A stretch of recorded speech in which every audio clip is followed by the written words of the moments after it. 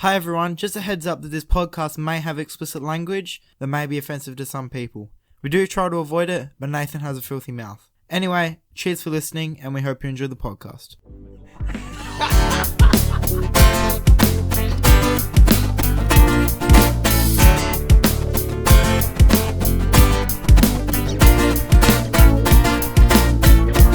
The Leftovers Podcast. Last night's conversation.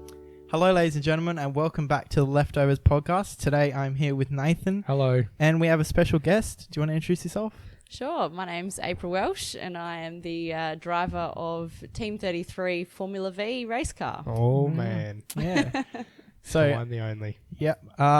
So Nathan, because you didn't do any research. No, I purposely did no research because I nice. thought our viewers Yes. wouldn't know much about the whole situation, much about yourself. So I thought if I did all the research, I would have no questions to ask. I like this. And I'm This is going a back, good tactic. going back and forth with Rhys. Rhys has done some research. Yes. And this It's either that or he's just lazy. lazy. Yeah. No, Which is what I think. No, because Rhys sent me links and, you know, your Facebook page and all that. And I was like, you know what? I'm going to hold back from it because I'd like to start sort of fresh and then just like everyone We'll else build on it. and build on it. Yeah. Nice, nice. You know? Yeah. So it's good because Rhys knows a little bit and I got nothing. Okay. So Well, this will be interesting to see where it goes. So I literally just Googled April Welsh. I'm not just a complete stalker. Just want to clear that up before we start. So have you ever listened to the podcast before?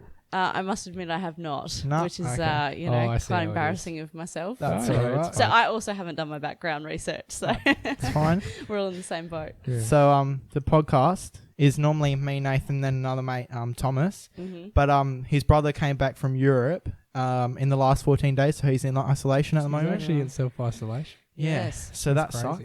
sucks.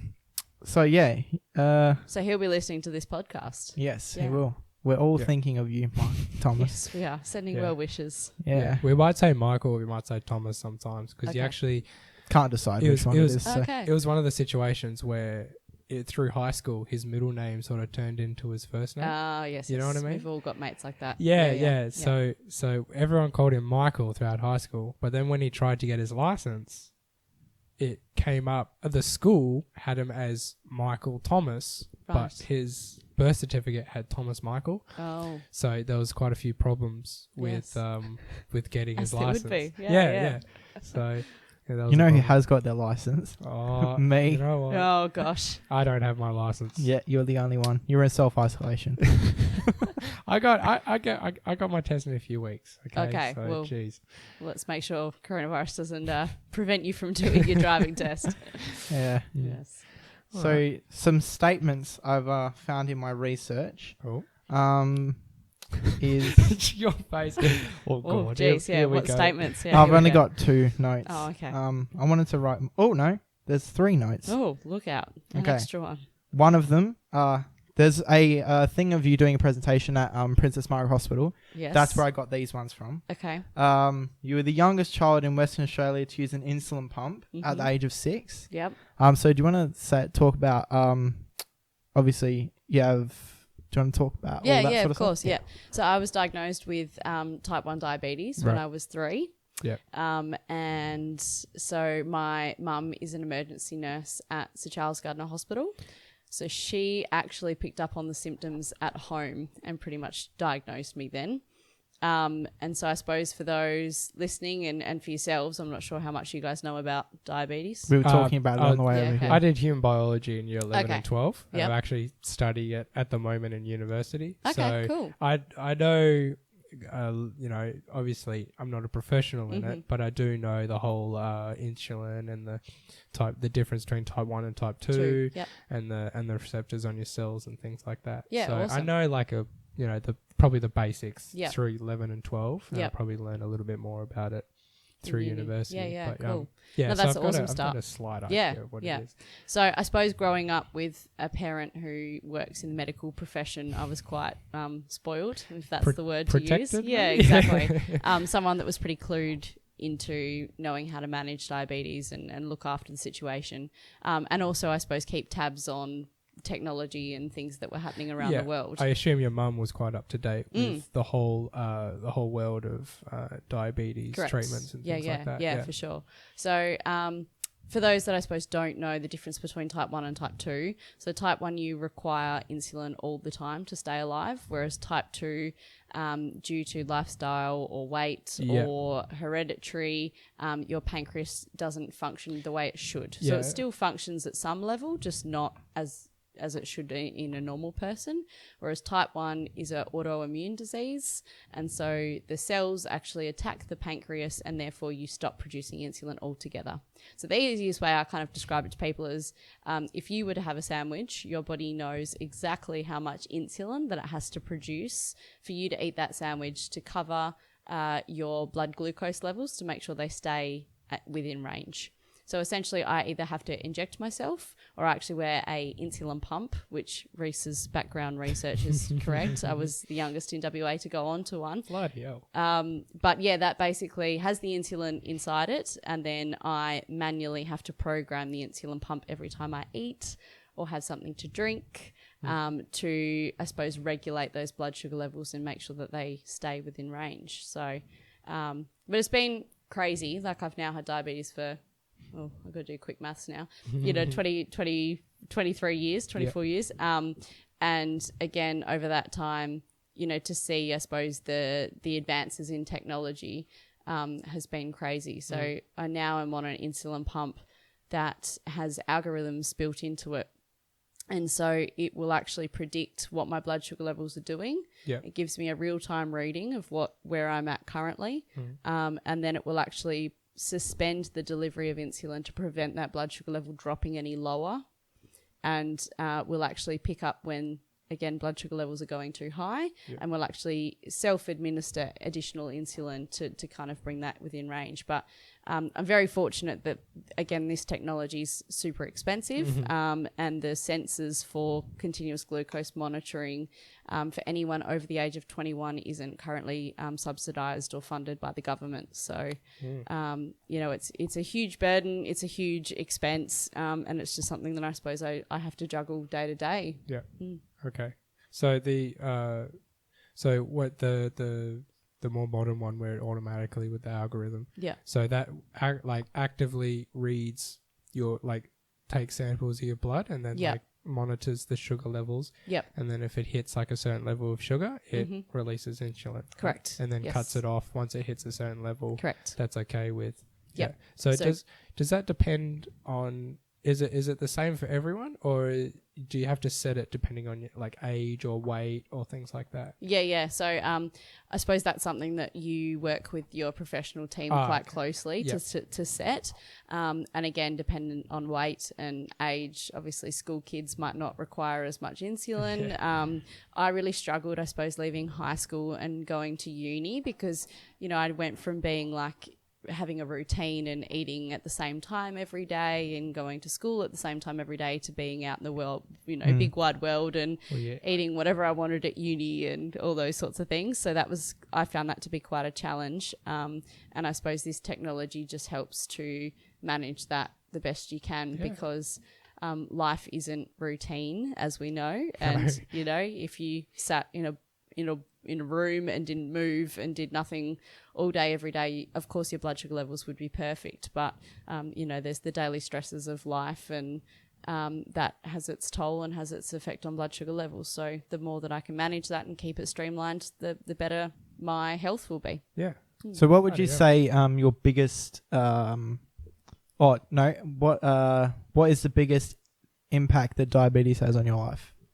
I think what people don't understand is that it actually impacts every day. So, with this new glucose sensor, I can actually visibly see what my blood glucose levels are doing. So, it's been interesting because I can actually see it go up whilst I'm running late for a meeting because, there's a bit of adrenaline, there's nerves. Oh, that's crazy. It is crazy. Because I just got this, the smartwatch and it constantly monitors your heart rate and how many steps you take. Yep. And honestly, I'm like, oh, what's my heart rate right now? Yeah. Oh, that scared me. Oh, what's my heart rate right now? Yeah. Oh, I'm a bit sleepy. So I don't, I think if I had one, I'd just keep on checking it. Just yeah. to, you know. And I think it can be, they call it diabetes burnout. And essentially it's when you get to that point where mentally you're a little bit exhausted and fatigued because you try so hard. And there are some days it's, you can follow it to a T. You can do everything you're instructed to do. And for whatever reason, diabetes just being an absolute pain in the backside to try and manage. So I think it is one of those things that it can become quite quickly, it can become overwhelming. Yeah. And I suppose, again, that's something that we try to manage to ensure that diabetes doesn't take over. Mm-hmm. And from a very early age as well, I think our family's insight or opinion about having diabetes has always been, if you can control diabetes, then diabetes won't ultimately control you. Yeah. So it's kind of having that attitude of being prepared and thinking about in advance what you might need to do that day or that week or whatever it is that you've got going on, so that you don't find yourself burning out towards the end. Oh, that makes sense. And making sure to plan ahead based on right. And then it's been quite interesting coming into racing because, of course, this is what I'm excited. Yeah, it's almost the same mental concept. Like you prepare for the race car, you get it up to scratch, you take it to a mechanic or you do the maintenance yourself, you make sure that car is tuned and ready to race. And then even on race day, things don't go to plan, right? So you're changing tire pressures or you've got to change an oil line or whatever it is. But again, like that whole mentality around racing and managing diabetes, I actually find to be quite similar. Oh, okay. Yeah. See, I did with the racing and preparing, it would never compare to actually racing and the cars that you race in, but I did a competition, a 6-hour race down in Busselton. Oh, fantastic! For pedal pre. Okay, have you heard of pedal pre? No, I have not. So it's a 3-wheeled lay down bike. So those cruiser bikes you can lay down. So they've actually developed a whole race around it, right? So it's a team based race. So basically, for our team, we pretty much went like 20 minutes per rider, and it's actually quite a tight track. It's a straight with a hairpin turn, and it's really tight knit track, and we go about 20 minutes per rider, and the preparation is crazy. Like we train for all these months, and we're preparing, and we do these test drives and things like that, and the gears aren't quite go through, or it's too big for me, too small for me, things like that. And the challenges we faced, we had one of the biggest challenges was we had, I think, quite tall people, like a few guys, maybe a head taller than me. And then we had someone all the way down that's up to my shoulder. Yeah, that's quite short. So that's one of our biggest challenges but the preparation for a race, and it was just crazy. And I can't stress enough how, and even that, we've prepared so much. And then, like you said, things still go wrong during the race. Exactly. And it's crazy. Exactly. Yeah. And I think it's quite a good thing to practice in life, because I think it makes you, what's the word? I suppose it makes you prepared or better prepared to deal with stressful situations in your day-to-day life, because there's an element of accepting that there's only so much you can control. There's only so much you can prepare for. And even when you prepare for everything that you can possibly think of, there's still going to be something that you haven't thought of. That's exactly right. I see that you've got a Rottnest channel swim, and I know that you did the Rottnest swim this year. I did, How did that come about? That was awesome. I actually worked at a PR agency prior to working at the hospital now, that looked after all the media and the marketing for the event. And it was the first time I'd kind of attended the event, and whilst it was in an employment perspective, I actually worked on the day of the event. It was just awesome to be part of it, and I think growing up in WA, it's always been an iconic event in Perth that everyone always knows about and everyone gets around. And it was just that atmosphere on the day was fantastic. And I spent most of the day working with journalists and the media teams and the film crews, trying to, I suppose, essentially capture that media coverage for the event. And it wasn't till after that I then made the decision that maybe I would like to give the event a go one day. And one of my colleagues at the time, she's done it as a solo. And so her and I had kind of had a bit of a joke and was like, why don't we do it in 2021? Because that gives us a whole year to prepare. Yeah, that makes sense. Yep. So we were like, cool, lock it in. We'll do it 2021. And I'd previously in high school grew up as a squad swimmer. So I spent a lot of time in the pool, before and after school when I was in high school. Yeah. And so I suppose for me, it's always been one of those skills. It's like, riding a bike. For me, it's like when you get back in the water, like you never forget how to swim, right? Yeah. So do you mean yeah, squad? yeah. Is that like going to championships and stuff like that? Yeah. So I did like state swimming and as you said, competition swimming. And so, that was the plan. 2021 was going to be the year. We were going to do it as a duo. I was going to train for the whole year and get myself sorted. And it was I think it was like end of October, I got a phone call from a mutual friend to say they'd heard on the grapevine that I was keen to give the swim a go. Oh, here we go. They had a team that they were planning on doing the swim in February, but they needed a fourth swimmer. And would I consider doing it this upcoming year? So I basically started training in November for the swim in February. So, how'd you go? we were hoping to do it somewhere between 7 and 8 hours, and we ended up doing it in 7 hours, 29 minutes. Wow. So There you go. we were really stoked. Like the conditions were bang on. And it was interesting because, again, it was one of those things that I obviously spent a lot of time preparing for. I even recruited the assistance of a diabetes specialist business organisation. Oh, okay. So for me, that was what I was worried about. Like, I'm going to be swimming and doing physical exercise for long periods of time. But then we'd planned to do 10 minutes of swimming, each swimmer, and then spend obviously half an hour in the boat. That was our rotation. Oh, so you don't actually do each like the 7 hours at once? No, well, you can as a solo, but because it was a team of 4. If you're a superhuman. Yeah. Exactly. Absolute freak. Yeah. If you've grown gills and, can somehow swim for that long. Yeah. So that was our plan. That was our rotation. We were going to swim for 10 minutes and then that gave us half an hour in the boat. We were just going to play it by ear on the day. Again, I was doing like prep swimming with multiple glucose sensors attached to me, and the latest edition of the insulin pump is waterproof. Oh, okay. So, but of course, because I was so young and the technology wasn't advanced when I first started going on the pump, they weren't waterproof then. So every time I shower or go for a swim now, I just disconnect it and take it off. But of course, this was the first time that my specialist was like, do you want to try swimming with it on? And it was just such a foreign feeling jumping in the water with it attached. Yeah. It's like these waterproof phones and watches, and nowadays, like, I still like it said, oh, you could shower with the watch. I'm like, no way. Does not feel comfortable. Yeah. Weird. So we did like training at public pools and stuff before and after work, and again would monitor my blood sugar level like exactly for what it would do within 10 minutes. I'd get out for that half an hour. We'd make sure I had something to eat. And then what would you have to do for that half an hour and things like that? Yeah, exactly. So I even saw like a dietitian and an exercise physiologist as well. So we went through, I suppose, what type of food on the day would work best, what's not going to overly impact blood sugar levels rapidly, because we wanted food throughout the day to, I suppose, provide sustenance and obviously keep me going from an energy perspective, but nothing that was too high in sugar that was going to spike those blood glucose levels.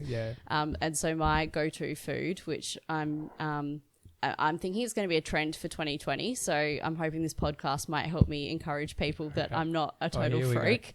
This might be our clickbait. This is it. Baby food. Oh, definitely. Cut it. Yeah, that's it. I'm out. What? No, honestly, Baby like food. Race car driver obsessed with baby food.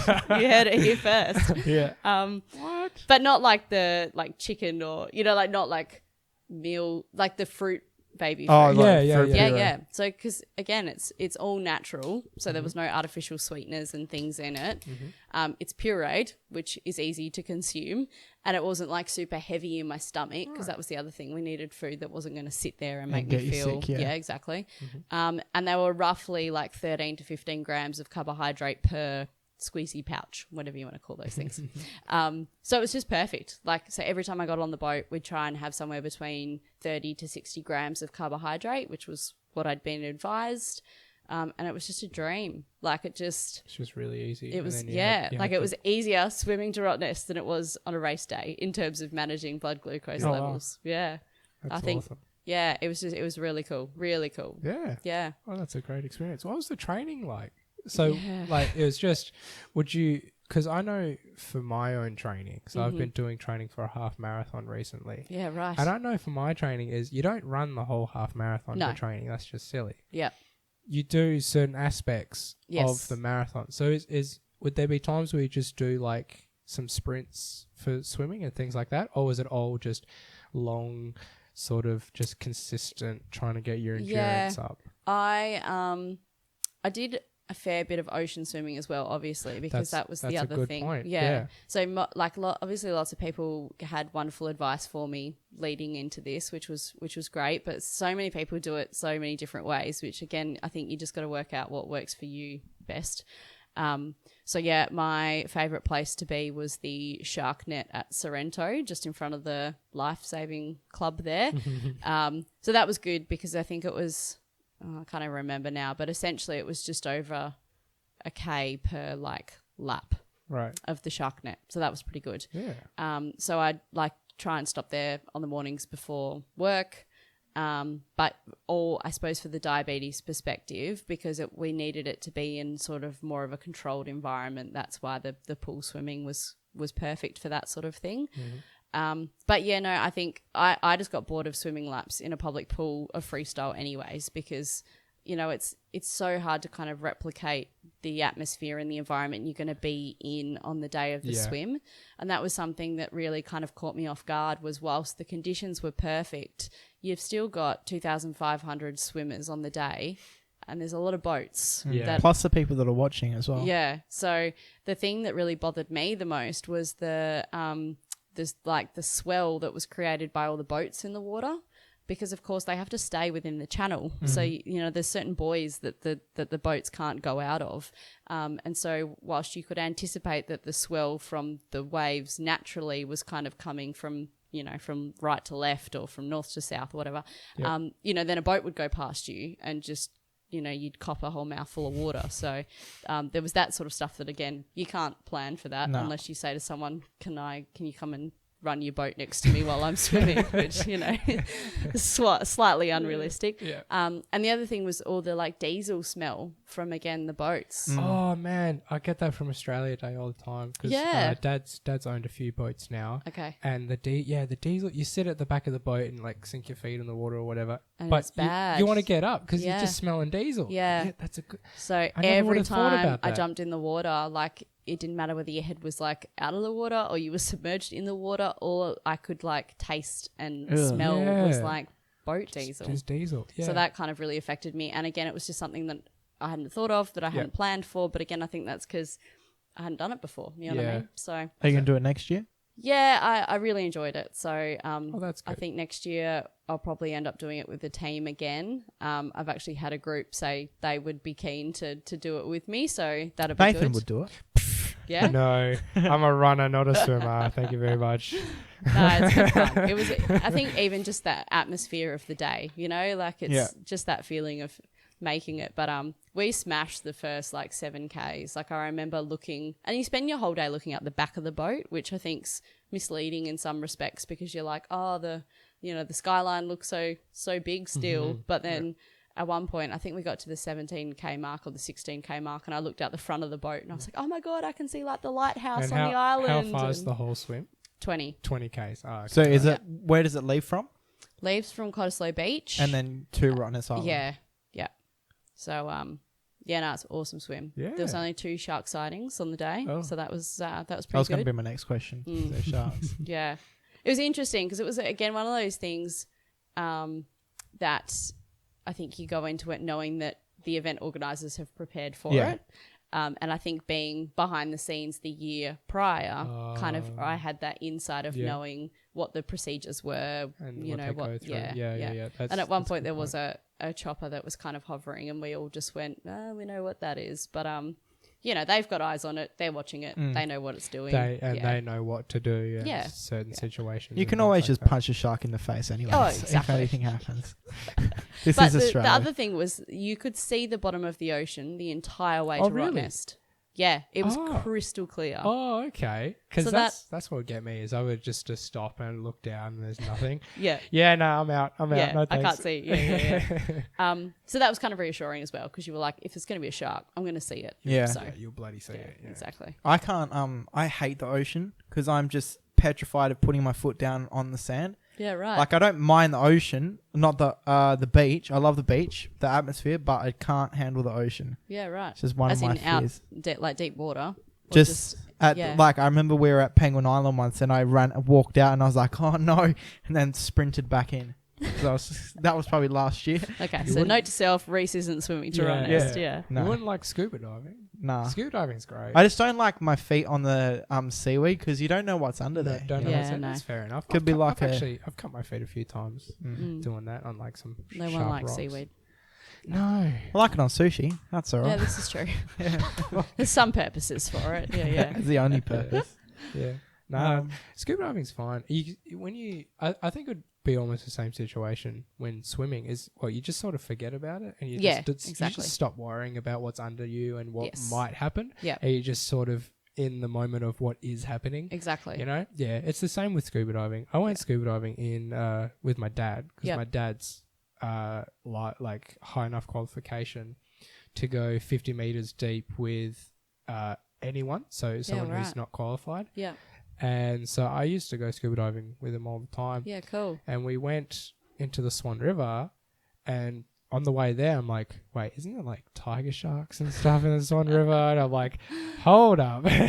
But whilst doing it, and you just, you put it on, you put the gear on, Yep. and you go under, and you're just in a different world. Yeah. Sometimes you kick up and it's murky, you can't Yep. see anything. But yeah, it's really It cool. is. You should try it. You should. You Nah. come on, man.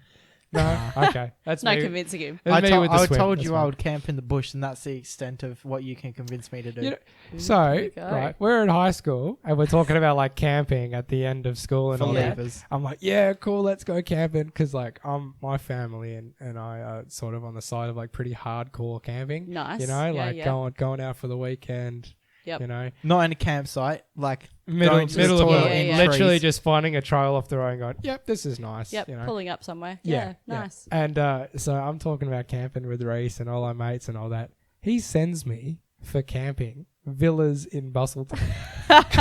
I'm like, Rhys, Oh, mate, come on. Rhys. Yeah. Ah, damn, No, didn't know. I thought you were going to back me up there, April. No, Just- not at all. Sorry. Nah. I'm agreeing. I'm Yeah. agreeing. No, Villas. That's hilarious. yeah. No, yeah. You know who was keen for villas? Michael. That's true. Yeah. Or Tom. Michael/Tom. Yeah, same person. Maybe you do a bit of both. Yeah. Camping and then villas to kind of recoup after. Well, I found a good spot, which would be good for Rhys and sort of beginner campers. Don't laugh. Are you going to put an L plate on his tent as well? That's a great idea, actually. No, there's a place called Grimwade. Okay. Right, so it's down the road from a tiny town called Kirrup. Have you ever heard of Kirrup syrup? No. No. This is giving me No. flashbacks. We talked about this for about half an hour on the second episode of the podcast. Did we? Oh, Yeah. Oh, There we okay. go. Okay, so it's really good because what it is, it's actually a giant pine tree plantation. Yeah. Right, and so what they do is obviously because they've got acres and acres and acres, Yeah. heaps and heaps of pine trees. When they clear out the areas, Yeah. you can camp there because Yeah, they won't right. be coming back for years. Yeah, yeah. Because it takes a while for them Yeah, to go yeah. back. So yeah, That's a you, good idea. you can camp in the plantation, and there's like lines and fences and stuff. Where Mhm. like, hey, there's loggers and things. You Yeah, don't want to yeah. go past this point. No. And it's really good because just down the road is the Kirrup pub. So, if you want to do your business at the pub, you can. Yeah. Just drive a 45-minute drive just It's to go not to the 40. toilet. No, it's not 45 minutes. It's literally just down the road. But yeah, Yeah, we're there you go. we're always big on middle of nowhere camping. The most intense camping I've ever done is I did a track with my dad and all his mates. It was like a Father's Day weekend. Yeah, nice. So it was my two brothers, dad's mates, Mm-hmm. and I, and we Hyden, where Wave Rock is. Yes. I've been Right? there. Yes. That was So- so good. So we set up. So we. Rhys, I know what you're talking about. I've been there. there. I went camping. I swear. We went all the way down. We went to Hyden. Yeah. Camped at a trailer park for the night, and then went off road. And it's a track called the Holland Track. Okay. So what it is, it's the trail that the gold miners would take from Kalgoorlie to Hyden, or Interesting. Hyden Yep. to Kalgoorlie. And it was built by a man called John Holland. And now it's just like this really intense four-wheel drive track, and Dad does it on his dirt Yep. bikes and things like that. Fantastic. And I'm in the support vehicle, but it's a 2-day trip from Hyden to Kalgoorlie on the track. So Yep. you've got to camp in the middle of the Australian Again, bush. you got to prepare. Yeah, that's exactly right. Yep. You got to camp in the middle of the Australian bush with just literally just food, and you make your own fire and things like that. And it's really, really fun. That's awesome. And I remember my dad, because I've been twice. Yeah, I've been twice now. And I remember Dad telling me before I went for the first time, it's like, Nathan, you don't understand. You'll be in the middle of you will be in the middle of the Holland Track, and you'll stand up on top of the Land Cruiser, and you look around, and there will be nothing. Nothing. Yep. Right? I'm like, yeah, Dad, I know. I've been in the Kalamunda Hills. I know what nothing looks like. Like, come on, And it's just crazy. Like, it really is nothing. It's just, it's either just like bush or just sand Yep. and small shrubs, and it's just crazy. And it's just really, really awesome. And no phone reception. No phone reception. I You love turn that off so much. all I the would be phones. keen for that. That'd Yep. be cool. And it's almost like everyone just sort of takes care of themselves, because they're all old enough. There's no really no kids or anything Yep. like that. And I had a hammock. Yep. It's a terrible idea. Oh, really? Yeah, so my hammock, it was quite cheap, and what happened is I set it up, and it's quite straight and tight, and yeah, this is good. It's quite comfy to sleep in. But overnight, it would stretch with my Oh. body weight, and it would just become like a banana, and I'd end up sleeping like this, and my back, I'd get up and like, oh, my back, oh no. Like an old man. Yeah, it was quite funny. But yeah, it's trust me, camping like that is awesome. It's Just really, don't really Well, good. I have It's tried just carefree. as tried well. to sort it out with you, Nathan, but every time when I get do my it- license. Don't Yeah. worry. So you go. 2023. 2023. Nothing like planning early, boys. Yeah. So obviously you do quite a lot. You deal with diabetes, as you've spoken about. You do Formula V. Yep. How did you get into doing Formula V? Because I read here online that you were the first female to race in Formula V with type 1 diabetes. Yeah, so my grandfather, so my mum's dad, actually used to compete in the 60s in Formula V. That would have been really dangerous. Is that Well, back I in the suppose, times where it was like probably. helmets Yeah. weren't a thing? They had like the open face helmets, which is pretty Oh, cool. Yeah. jeez. I've got some old photos of his car actually and his get up, which is pretty cool. But yeah, and he did what they called the Ampol trial. So it was basically like out in the middle of Australia, like a rally style race over, a number of days or a week. I don't actually know the length of it, but he did that in a Volkswagen Beetle as well. And I remember there was like a newspaper article of when he did it, and they said, he's upgraded the Beetle with something like a lamp for reading the map. And, like an interior light, like it was some, amazing advancement in the car technology. But, so yeah, I've always grown up with grandpa racing or talking about racing. And then my dad has also been competing. So dad used to race in Speedway, and then actually raced Formula V the year I was born. So I have many fond memories of running around race car pits, helping dad out with screwdrivers and spanners and a can of Mr. Sheen. So it was always something that I suppose I kind of, as I said, grew up with. It was dinner conversations most nights. And I got to that age of probably about 16, finishing school. People were getting their license. And I said to mum and dad, I think I might be interested in racing. And they said to me, well, how about you get your road license first and actually have some real driving experience and what it's like to be on the road. And then we can go from there. So I suppose most kids these days that get into motorsport jump in at go-karting quite early on. And so it was quite unusual for me to kind of join the ranks a little bit later on in life. Right. But Formula V is great for that in the sense that, you know, you can be young and have done go-karting and kind of wanting that next step, or you can join at 17. You can be in the middle of a midlife crisis and decide that you need to buy a race car and go for a race. So it's a great category. It really does cater for everyone, and that's the other good thing about motorsport. It doesn't discriminate. You know, you can be a female, you can be a male, you can be any age. Yeah. You can have type 1 diabetes, you can still compete. So right, so it's not like most sports where it's a split between men and women. No, it's just all in one. Yeah, because AFL you got like women's and then men, and same with soccer, but racing is just both. Even the V8 supercars, is the same thing. So I think it was last year or the year before they've just started a women's series. An international women's series, and I suppose the thought process behind that was that they were going to use that as the breeding ground of a woman race car driver that would then compete at F1. That was kind of their thought process behind it.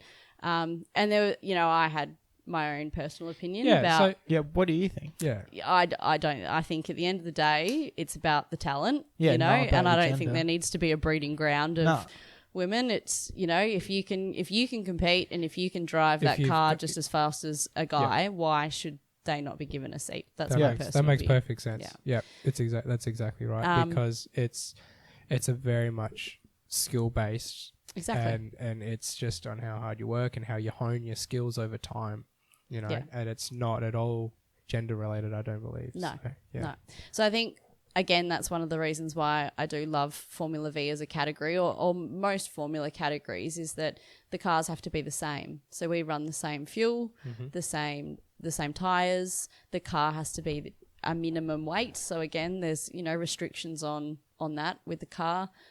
And so essentially, at the end of the day, who wins the race actually, as you said, comes down to skill and talent, is not because the best, not who had the most money or anything like that. Yeah. And you can do it on your P-plates now as well. I remember last time we came up, what's that kid's name that one came first in the JK? Oh, Andrew Lockett, Miles' son. Yeah. He's quite like... Yeah. So you have to go for a motorsport license, which is essentially the same process as what you do for your road license. So there's online modules that you have to complete, and then there's actually a practical assessment as well. So they get you to go in just a standard road car and drive around the track. So we're lucky here in WA that we have Wanneroo Raceway as one of our main circuits. And basically, I suppose it's just to ensure that you know where to brake and that you're on the right racing lines. You're not going to cause a wreckage at the next race. Exactly. So once you've done that, then you go onto P-plates, and you basically just display them on your car, and you are on your provisional motorsport license for, I think you have to complete a certain number of races without any form of incidents or dangerous driving, that sort of thing.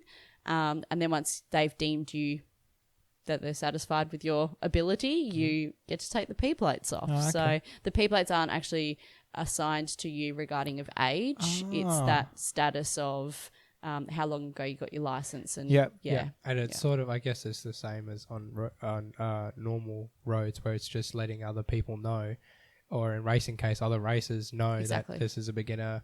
You know, maybe you don't want to pull some sort of crazy maneuver around them because they might freak out or try and do something they don't know how to do.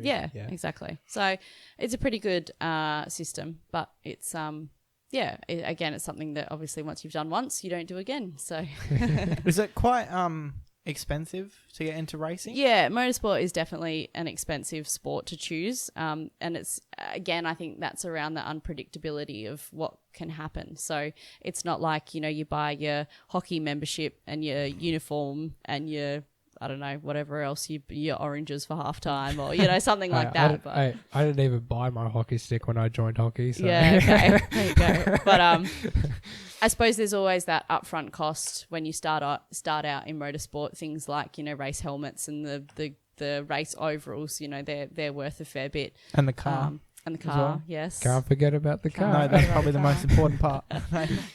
But also all the safety features, the seat belts get regularly checked. And so they have, I suppose, use by dates. It's probably not what the correct term is, but, every now and then, obviously the official authorities change regulations to ensure that we're regularly checking seatbelts and making sure they're not damaged or those sorts of things. So, again, there's a lot of expense when you join up front, but obviously once you've bought those items, they then last you. So I assume they'd be quite high quality and things like that. Yeah.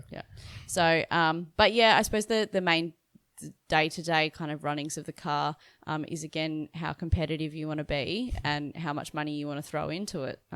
You could buy a set of tyres for every round if you wanted to, or you could just buy some when you think you need them. So, again, it's entirely dependent up to the individual and their wallet and their budget and how much they want to go racing. Yeah. And there's another great thing about doing local amateur motorsport is that it's really up to you to decide how much or how little you want to be involved. So Formula V also has a national series, which is, I suppose, seen as a bit more, it's you go and compete against the best in Australia. Yeah, and you're in that, aren't you? Yeah, so last year I was approached by a team based over in Canberra who have a 1600cc, whereas the car I run here is a 1200. Okay. And they have won multiple national titles before. And they said to me, our son's about to have his first child and motor racing right now is not quite a priority. Yeah. And we just want to give someone the opportunity to have a run in our car. And would you be interested? So I competed in the national series in their car last year. Nice. And it was just a total new game. Like, it was just like nothing I'd ever been part of before. Yeah. The car had all the data, all the spec, came in from a race and I had, a guy there ready with a laptop to hook up to the car and download all that data. So we were able to see when I was on the brakes, when I wasn't on the brakes, where I was changing gears. Yeah. And then the really cool thing was that we could then overlay my car data with my teammates' cars data. Right. So we could then compare, I suppose, what Darren was doing compared to what I was doing and who had an advantage and all those sorts of things. So and I guess because you're a team, what you can do together to improve each other sort of thing? Oh, he was much better than me, but yeah. I think the other thing was it obviously took me a fair bit of time to adjust to that car. Yeah. It took us 2 attempts at even just pouring the right seat because, again, it's a completely different environment for you to be in. You guys know what it's like when you jump in somebody else's car for the first time, you got to adjust get your seat comfortable and your mirrors right and all that sort of stuff. So it was exactly the same kind of concept, but it was awesome to be able to run with a team. Again, they did all the maintenance work. They looked after the car and I literally just flew in and jumped in it and went racing. So I was very spoilt, but, and racing on circuits that I hadn't been to before as well. So bloody hell, that's awesome. Right? How'd you go? I think we finished 8th in the series. And then the way that the national stuff works is we have a national series, which is multiple rounds, the championship, whatever you want to call it. And then there's a national challenge, which is just a one-off race event. And that determines who wins the national title. It's quite an interesting way of doing it because someone that hasn't raced all year could rock up to that national challenge and win the national title. Just show up and clean up. And yeah, exactly. So it is quite bizarre, but that's just the way it has run and has been for many years. So, this year I'm going to give the national series and the national title. Was going to before that got postponed. I saw that. Oh, yes. Don't say it. Don't say the C word. I won't. Something's I'll going bleep on. it. I'll bleep it. I was going to take the 1200 over and have a crack. And the 1200 class is what Formula V began with until they started making 1600s, and now 1600 is, I suppose, the more popular or the more dominant category out of the two. So yeah, I was keen to give the 1200 title a crack. But that was planned for Phillip Island in September. So touch wood, fingers crossed that hopefully. It'll be up and running. Yeah, Because the Well, that's V8s have very been exciting. cancelled this year. The I night think they've- meeting. Here, that's been cancelled. But I have noticed that they made the commitment that apparently they're going to keep all their rounds. They're just going to run them differently. So it'll be interesting to see how that all works out, because we will run out of months in the year, no doubt. Yeah. Yeah. So all this stuff with coronavirus. Oh, you said. Oh, here we go. How does it take a toll on diabetes at all? Because I've seen a lot of, I think, it's affect elderly and then people with diabetes as well. Yeah, Obviously, chronic- I'm not elderly, but Chronic health. Yeah. Well, people. Yeah. Thanks, Rhys. I appreciate that. You're welcome. Just for just for your listeners Just to to clear it assure up. them I'm not elderly. Yeah. I don't think it's adding any additional burden, or it's not something currently that is making my life incredibly difficult. But I suppose it's just one of those things that I've got to be more aware of and more sensitive towards who I am in contact with, and making sure I stay away from people that are unwell, having good hand hygiene, all those things they keep telling us to do. That's just for everyone, though. Exactly. You know? Yeah. So Yeah. I work at a fast food restaurant, Okay. and we get told sanitize our hands after every single customer we serve. Yep. Every single one, they've given us little bottles, and we just put a little hand sanitizer Yep. on after every single customer. Yeah. And I've never felt so clean. I know. It's so weird. Just because It is. Nathan only showers every 3 days. Yeah, I never wash my hands. Well, his hand hygiene through the roof. And you work at the hospital. I do. So That'd just be obviously- procedure to wash your hands all the time. Then, Oh wouldn't yeah, it? yeah. We're like you, hand sanitizer and making sure that we're looking after ourselves as well, being in the health environment. So, I think it's obviously because of my heightened risk. If need be, I will work from home at some point, but at the moment, I'm fairly confident in, as I said, just the hand hygiene, making sure we're not shaking hands and things like that. The elbow tap is popular. Yeah. I did that with my dad the other night. Right. We were saying goodnight, and he's like, "Come on, mate," and he sticks out his elbow. I'm like, "Are you serious right now? I love that. Come on, that's how you do it Yeah, now." I'm like, that's it. "Really?" It's going to catch on. It'll, yeah. My cousin reckons you should just kick each other in the shin. That's it. quite aggressive. Yeah. That'll be another problem. Yes. Yeah. Yes. We might Everyone have a few just more walks around with patience just broken legs. Oh, he's really dear. popular, isn't he? So has it got hectic? So what do you do at the hospital? Sorry. then. So I work at Perth Children's Hospital as a PR and marketing officer. But then I should say I'm employed by Child and Adolescent Health Service. So whilst I physically work at the kids' hospital, our role is things like child health nurses. When you're a baby and you go and get all your immunisations, that service falls under our department. Oh, right. School nurses also come under our realm, and also. So do you go and do that? Like No. So I just work as the PR and marketing okay. officer, but Yeah. for that health service department, if that makes Yeah. sense.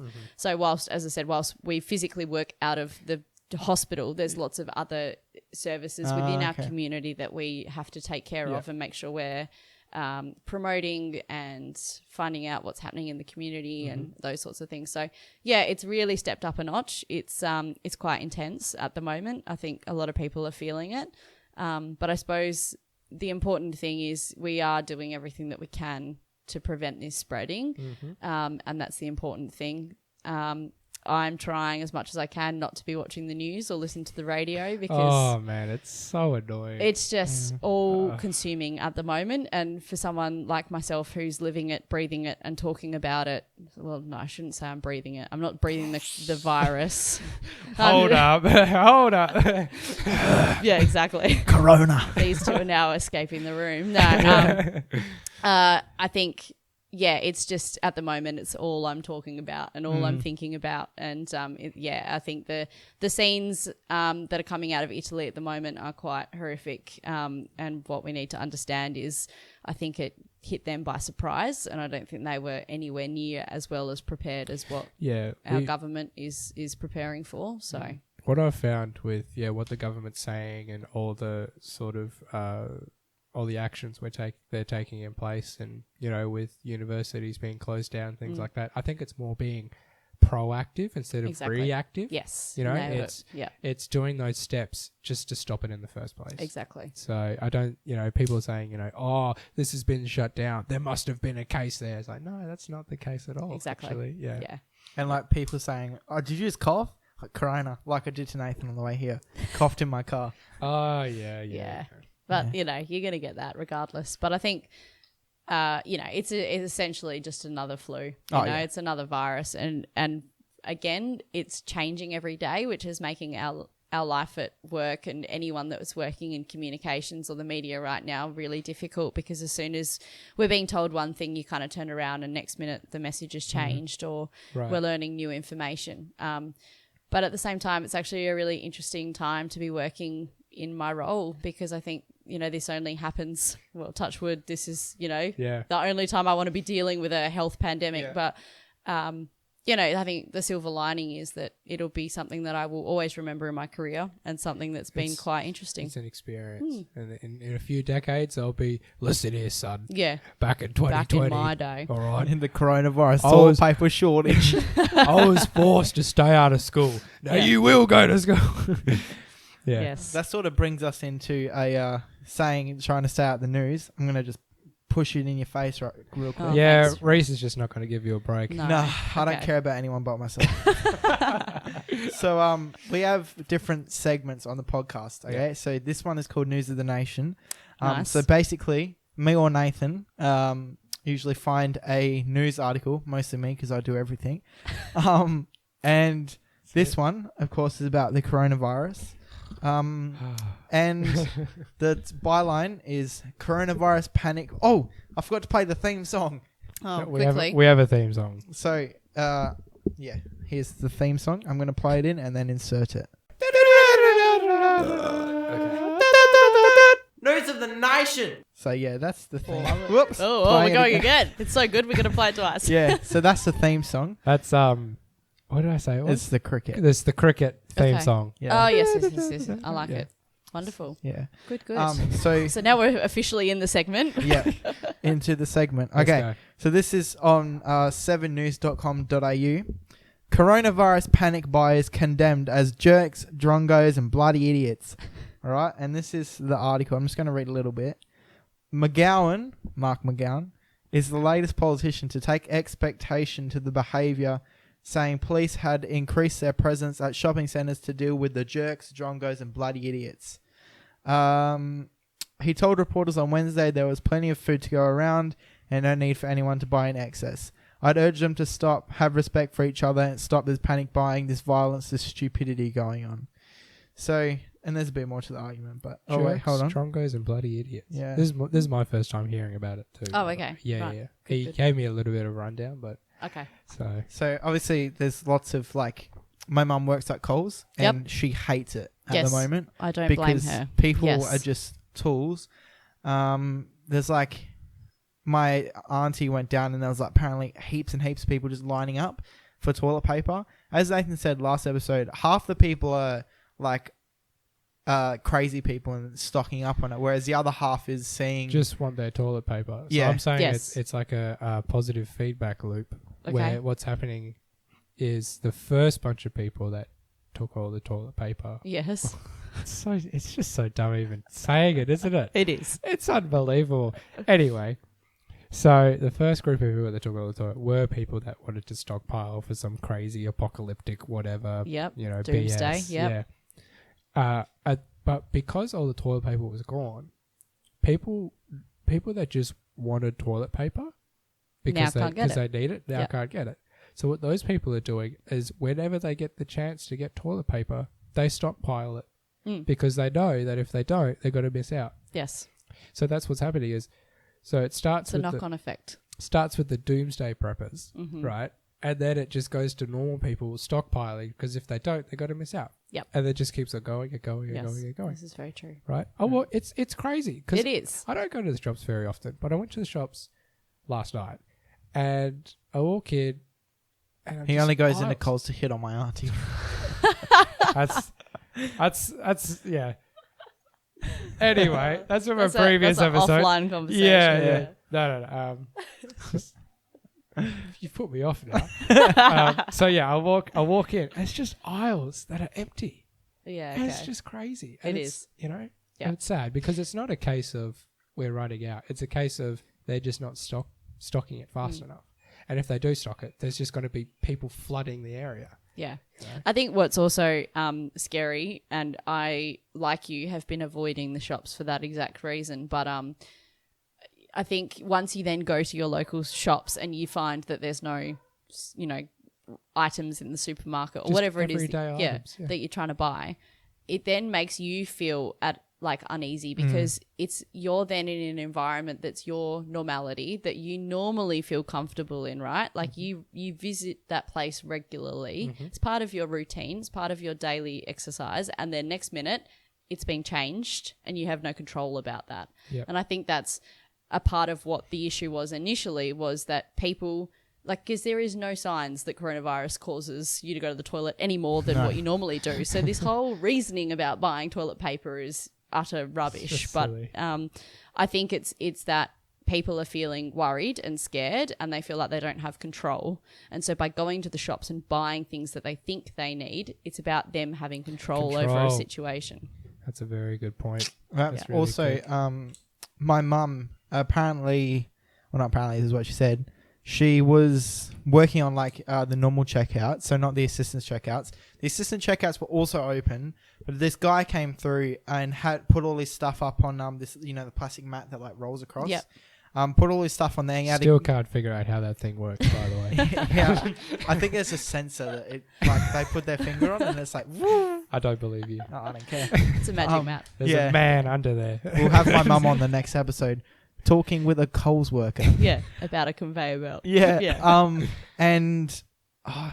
So you've put me off now. I know. What were we talking about? Oh, yeah. The guy. So the guy had a gas mask on and gloves. Oh, what? Right? My mum is standing behind the counter and the guy's standing on the other side, obviously. And he puts all his shopping up. My mum goes to start putting it through and he goes, "No, I'm putting it through." And my mum's like, "No, you're not." And he goes, "Yes, I am. You're not touching it." So how can he possibly put it through when my mum's behind the counter with all the machine and everything? Just idiot. That's excessive. That is very excessive. There's an IGA at my university, and there's a worker there that every 3 customers, he sprays down the whole table and fully sanitizes his hands. I think I mentioned this in a last podcast too. Yeah, you did. Yeah, and it's literally a case of. And I was the 4th customer, so it's gone through 3 and he sprayed it all down. And it comes through, he's like, "Can't be too safe." I'm like, well, I think that's a little bit extensive. But also the fact that he did it after every 3rd customer. Yeah. So there's still a chance that the 2 before that had coronavirus. But Oh man. See, I went to the physio this afternoon, and my physio was saying that she found it quite funny watching the football on Thursday night, whatever it was, and that these players are running around physically touching each other all the time. They're touching a ball that's being touched by how many players, whatever, Sweaty, and then breathing at the end of the game, they're not shaking hands because apparently they were told you can't. Really? You can't shake hands. Oh my God, that's so stupid. Exactly. Did you see the video of the Dockers player when they were trading? Oh, No. it was so funny. So they're all lining up. They were just trading. They're lined up at the goals. And you know how people show up to their trading and watch them trade and all that? And so usually when they kick and it's a good kick, they clap. There was no one in the crowd. So what he's done, right, and someone's filmed it, it's obviously been planned. He's gone up, kicked it, really good, clean kick. He's done the fist pump in the air and then jumped up in the crowd, stood and started clapping for himself. I'm like, yeah. Self-acknowledging. Oh, that is so funny. That is hilarious. And he's just kicked it, yeah. And then looked in the crowd. He's like, "Oh, that's right." And he gets up in the crowd. Applaud himself. Yeah. Clever man. It's so funny. Yeah.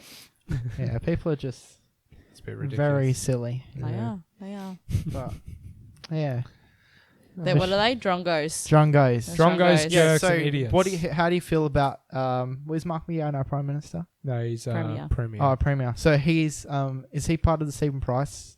Stephen Price is Labour. He's with Labour, yeah. Yeah, so Yeah. Stephen Price shares his stuff. So Stephen Price, do you know who that is? your local member. Yeah. I didn't know Hey, this. look at that. How'd you know that? You Because or Rhys doesn't shut up about it. I think you posted something this week on Facebook, or was it last week? I don't know. Probably every post is about 7 Okay. plus. Yeah. Anywho. No, yeah. So we had him on the podcast, and he's a hero of ours. Very cool. Yes.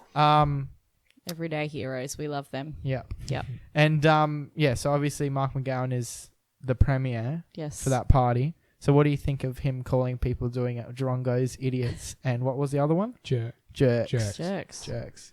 I think in Australia we tend to use colourful language, which I think is a good thing, right? Like we did the whole "Where the bloody hell are you" campaign.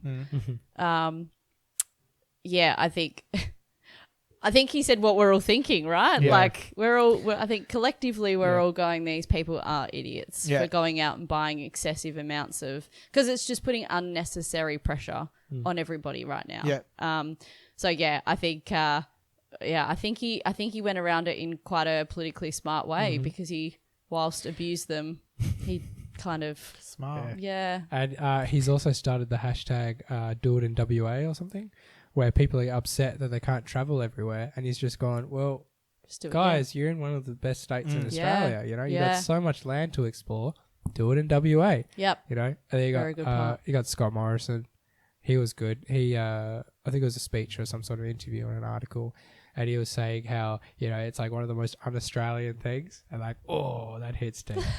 Un-Australian, you know, it's terrible to be called un-Australian. Exactly. Yeah. That's it. You know? But it is because, you know, again, you look at only a few months ago we were all rallying together for the bushfires. Oh, that's it. Yeah. And so now we're faced with the same sort of crisis in the sense that it's affecting all of us and everyone's just turning on each other. Like it's just The only thing I was sort of speaking to my auntie about it is that, like, a few months ago, everything was these bushfires. yes. You know, that's all we were talking about, you know, raise all the money for the bushfires.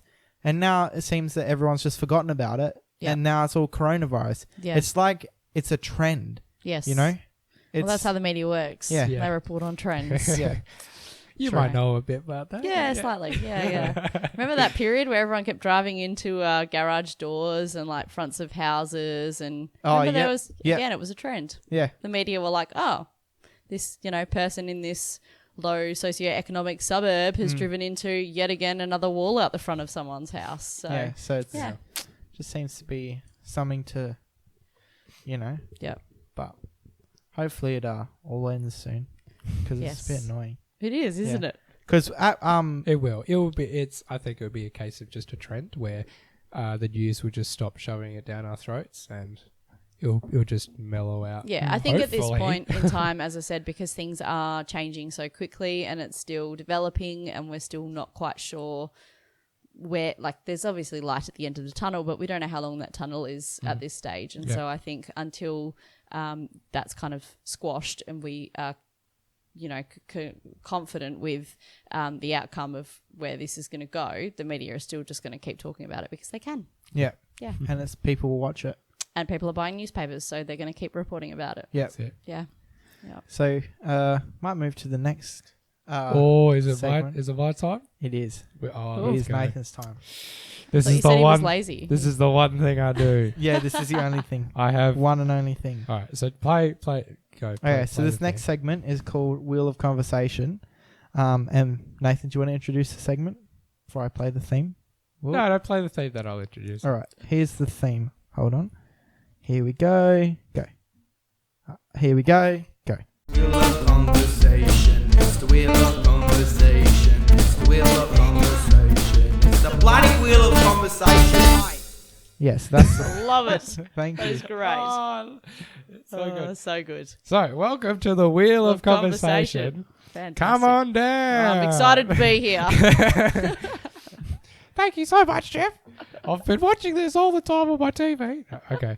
So, basically, what I have is I have a wheel on my Oh. phone, okay, and it's got a bunch of just silly conversation starters. Nice. And simple as that, Cool. really. So Let's do it. I'm gonna spin the wheel and see what we got. Okay. Okay. Bing. What do we The got? the wheels spinning, by the way. It is For those who are that listening. can't see. Oh, here we go. What are the top 3 things on your bucket list? Oh gosh. We ask the hard questions here. We at do. Left Beat. We It's asked hard-hitting. Stephen Price how he would like to die. Oh. Oh, that was so bad because it's just chance, and I spinned it. I'm like, oh, we've done that one. Spun it again. Oh, we've done that one. Spun it again, and it landed on how would you like to die? I'm like, oh no. So you And went Nathan with was it. like, gonna "Do you look- want to be assassinated?"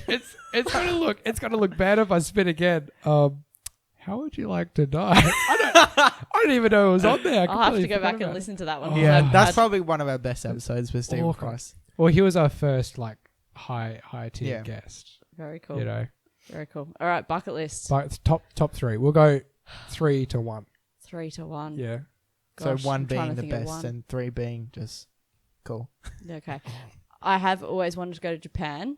That's on my bucket list. Not Yeah. now. Oh, Not now. give it a rest, Rhys. No, like I must admit though, I had thought about going for the 2020 Olympic Games because I was Oh, like, man, I've I always love- wanted to go to I Japan. love the Olympics. I know. But yeah, that obviously didn't happen. So, but then I'm really also torn about, do I want to go to Japan and do like touristy things or do I want to go and do like skiing things? Can you do both? Well, yeah, but like, isn't like the cherry blossom season different? Like Yeah. it's, you got I to do. don't. My brother's boss, he's Japanese, I think, or Yep. Singaporean.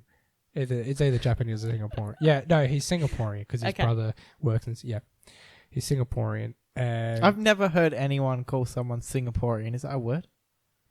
Yeah. Oh, okay, never mind. Singaporean? yeah, Yeah. Oh, good. Never mind. from Singapore. Okay. Oh, Anyways. because Australian. Ha. Yeah. Yeah. Never mind. Okay. We're an educational podcast.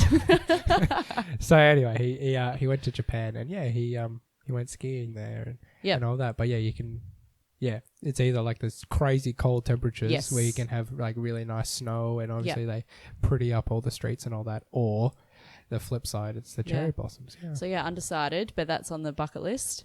So would that be number 3? Maybe I'll say 3 and then we can sort out the order after. Alright. How's Okay. that sound? Okay, Yeah, let's go. yeah. Another one, and if Mum hears this, she's gonna kill me. Oh god. But I would love to learn how to ride a motorcycle. Oh, nice. Oh, I think any parent would be horrified to hear Yeah, that. but as an emergency nurse, it's heightened. Oh, that's true. true because she sees Yeah. it all the time. Yeah. I said to Mum that once I get my P plates, I'm going to get a motorbike license. She goes, like hell. Yeah, no, that's. Well, she pretty didn't much say the that, same but I won't response. say it on here, so I don't have Yeah. to bleep it out. And I think the other bucket list item would be the like trip around Australia with a caravan. Oh, yeah. Nice. Yeah. Or maybe not a caravan, just like like some sort of, Yeah. like long period where you don't have to come back for like a certain date and you can just be in whatever town for however long. Do and, your own thing. Yeah. Mm. And I want to do it young. I don't want to do it when I'm retired and old. Mhm. I want to try and do it sooner rather than later. Yeah, my parents did that. They before they had kids and all Yeah. that. Yeah. They went all the way. They went from Perth to Melbourne. Yeah. Yeah, and they loved that. Because I could say one of the other things I'd love to do is the whale shark, like swimming with the whale sharks, like up near Exmouth, Oh right, yeah. which would be amazing. But again, like you'd do that whilst you were on your trip, Mm. Yeah, so it kind of falls on that's the same true. one. Yeah, my dad's scuba dived with whale sharks, the giant spotted one. Yeah, isn't it? yeah. Educational, right? So yeah, my dad, he swam with the whale sharks on scuba diving once. Yeah. Yeah, There you he said it was absolutely surreal. Mm. He said it was awesome. It's just next level seeing just a creature that big. Yeah. You know. Yeah, for sure. For sure. And then another bucket list. I know you only said 3, but I'm on a roll now. No, that's it. Stop. So, Thank you for listening to Yeah. my first podcast. Thanks for coming, April. Now please leave. Yeah. Is an F1 race. I haven't been to a Formula 1 race. oh really? That's probably number 1. I don't know why it's I've- got to 4 for me to realise that, but we're here now. I've got a big question. What's your opinion? Oh, Because here we go. I'm not like crazy on racing, but I do own a racing game. Okay. And it's based around motorsport, and Yes. it's like simulation sort of Yes, thing, yes, whatever. yes. And they have Formula E, Yes. the electric Yeah. ones. I'm not into it. Not okay. Not my thing. I know it's all, it's crazy, and Yeah. their acceleration is next Yeah, level, right? yeah. But The sound. yeah, the sound. They sound like mosquitoes, right? And it's like going like 200 k's. Yeah. It's like It's Yeah. like, really? Like, come on.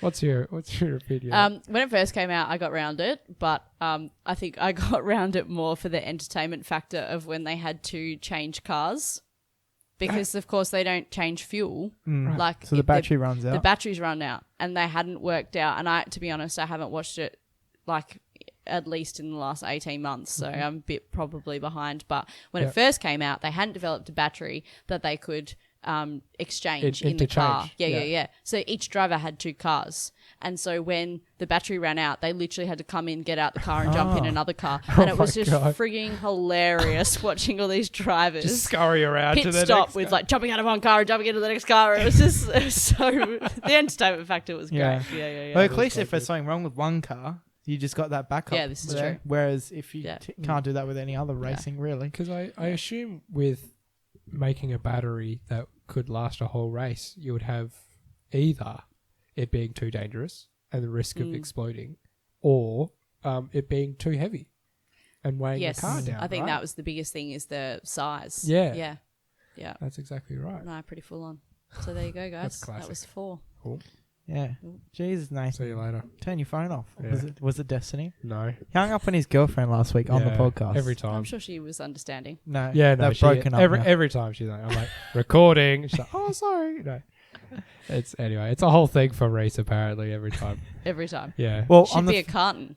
on the first episode, my mum. Oh no, Nathan's mum rang, Oh, this and is then funny.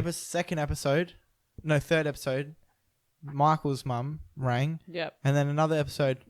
Oh no, I rang my mum so yeah. she like, didn't feel left So out. in each so she didn't feel episode, left out. our mums Yeah. rung us. Yeah. We answered like, "Oh, mum, you're on the podcast now," you know.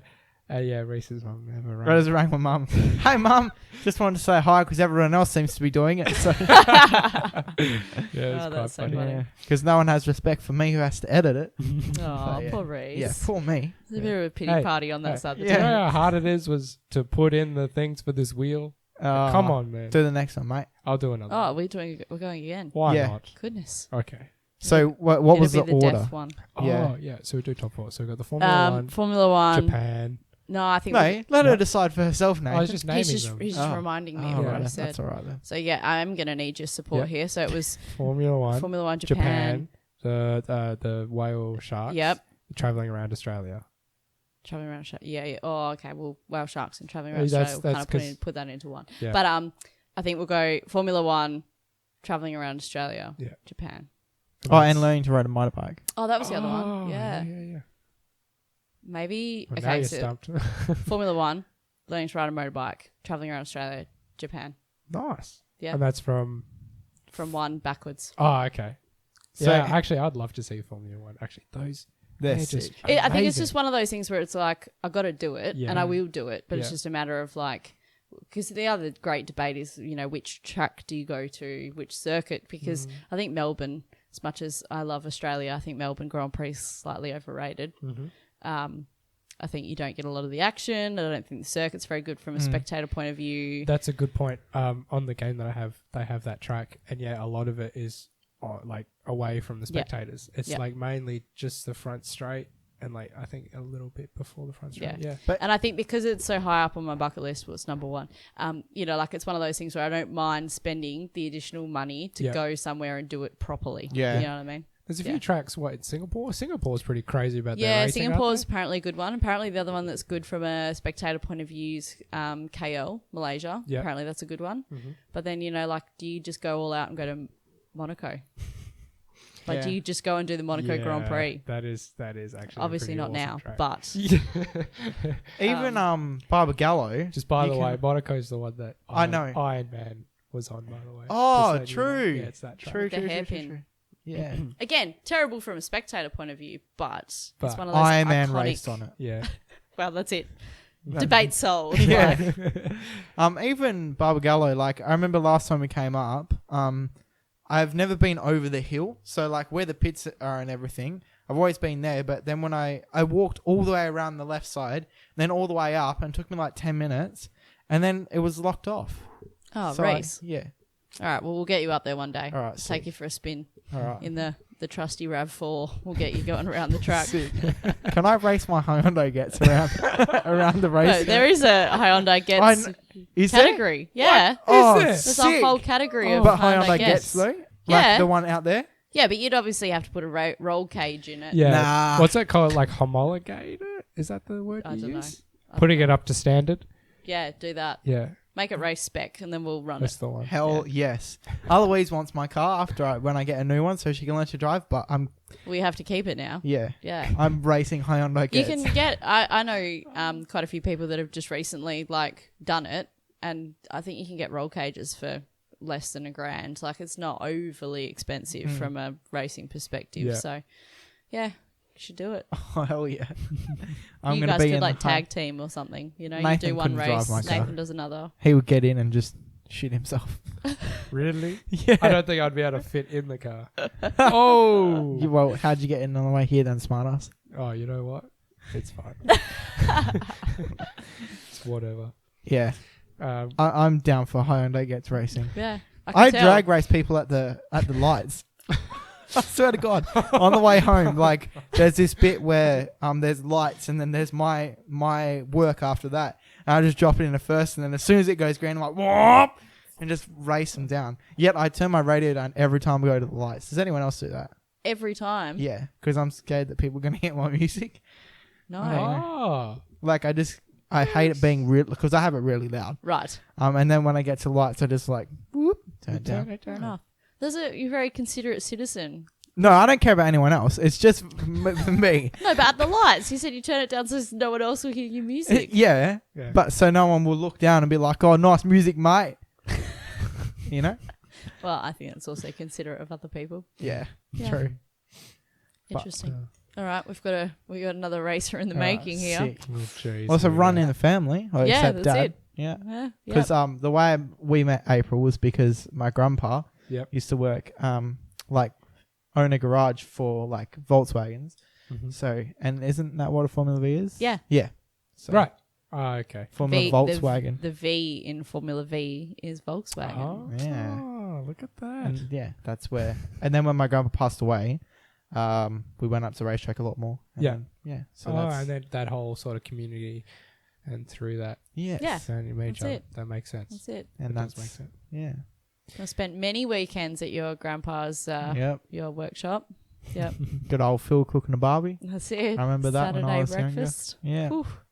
It's Miss great. those days. Yeah, I know, right? What do you mean you know right? That's like my sister does that all the time. She's like, "Yeah, I know," and I'm like, "How do you know? I haven't told you yet." Honestly, but Nathan's just feeling left out. Yeah. yeah. Do you want to do another wheel of conversation? Oh, actually, Another one. I have. Did we do another one? We had two. Wait, did we do No, it? we didn't. No. Oh, okay. All right. I'll do it then. So Hold I'll on. just ask If one I of my have to. questions in this because it sort of ties in with that. Okay. You've also obviously talked about where racing's taken you so far, like the championships and stuff. Where do you think it'll take you in the future? Good question. Thank you.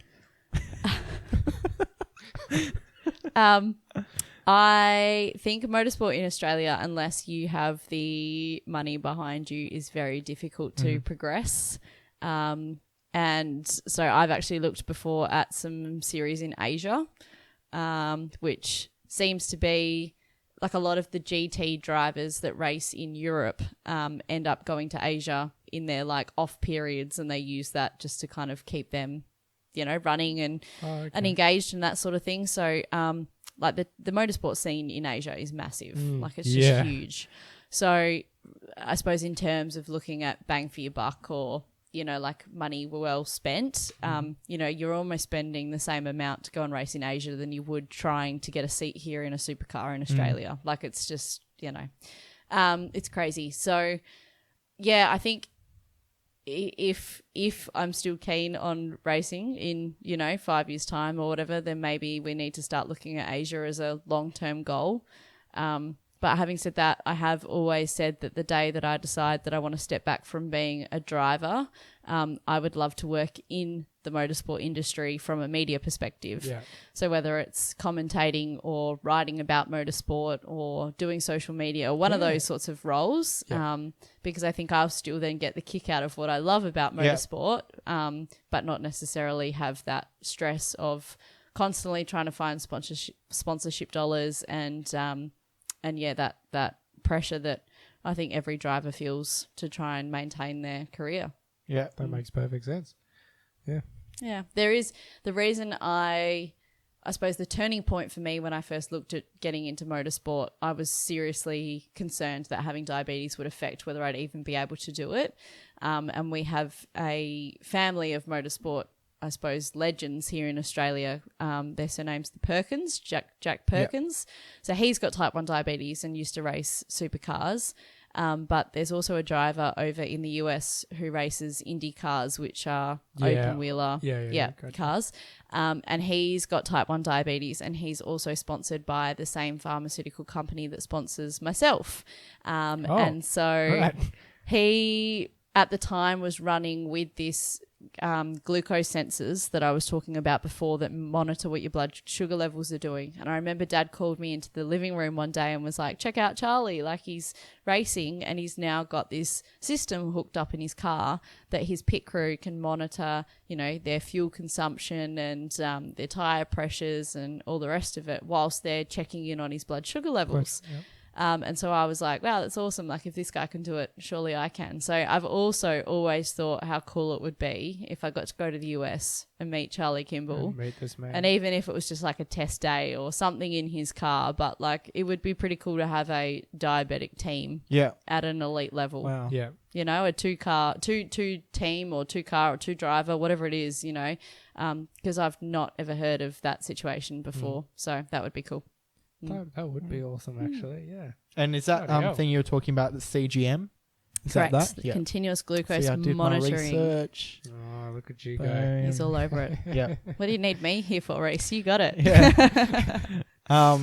So do you want to do another wheel of conversation? Are you sure? One this more. time? One more. Okay. You I was this sure time? last time. I just wanted to ask another question. All right, Nathan. Here we go.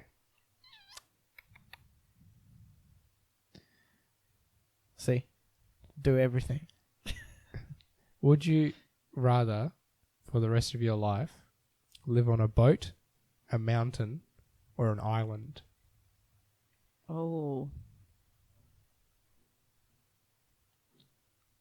And I mean, like boat, like a Decent size? no. Oh, okay. Well, that went downhill quickly. I don't know. Like a, like a 10-person boat. Oh, that's decent size. Yeah. Yeah. And what island are we talking? Tiny. Oh. Like Tiny a Pirates island. of the Caribbean islands. Yeah, sort of At like the end when he's like, where's the whiskey? Because he's Italian. Because he's Italian. Yeah. The one where he's running around with the jar of dirt. Yeah. I love that one. That's so good.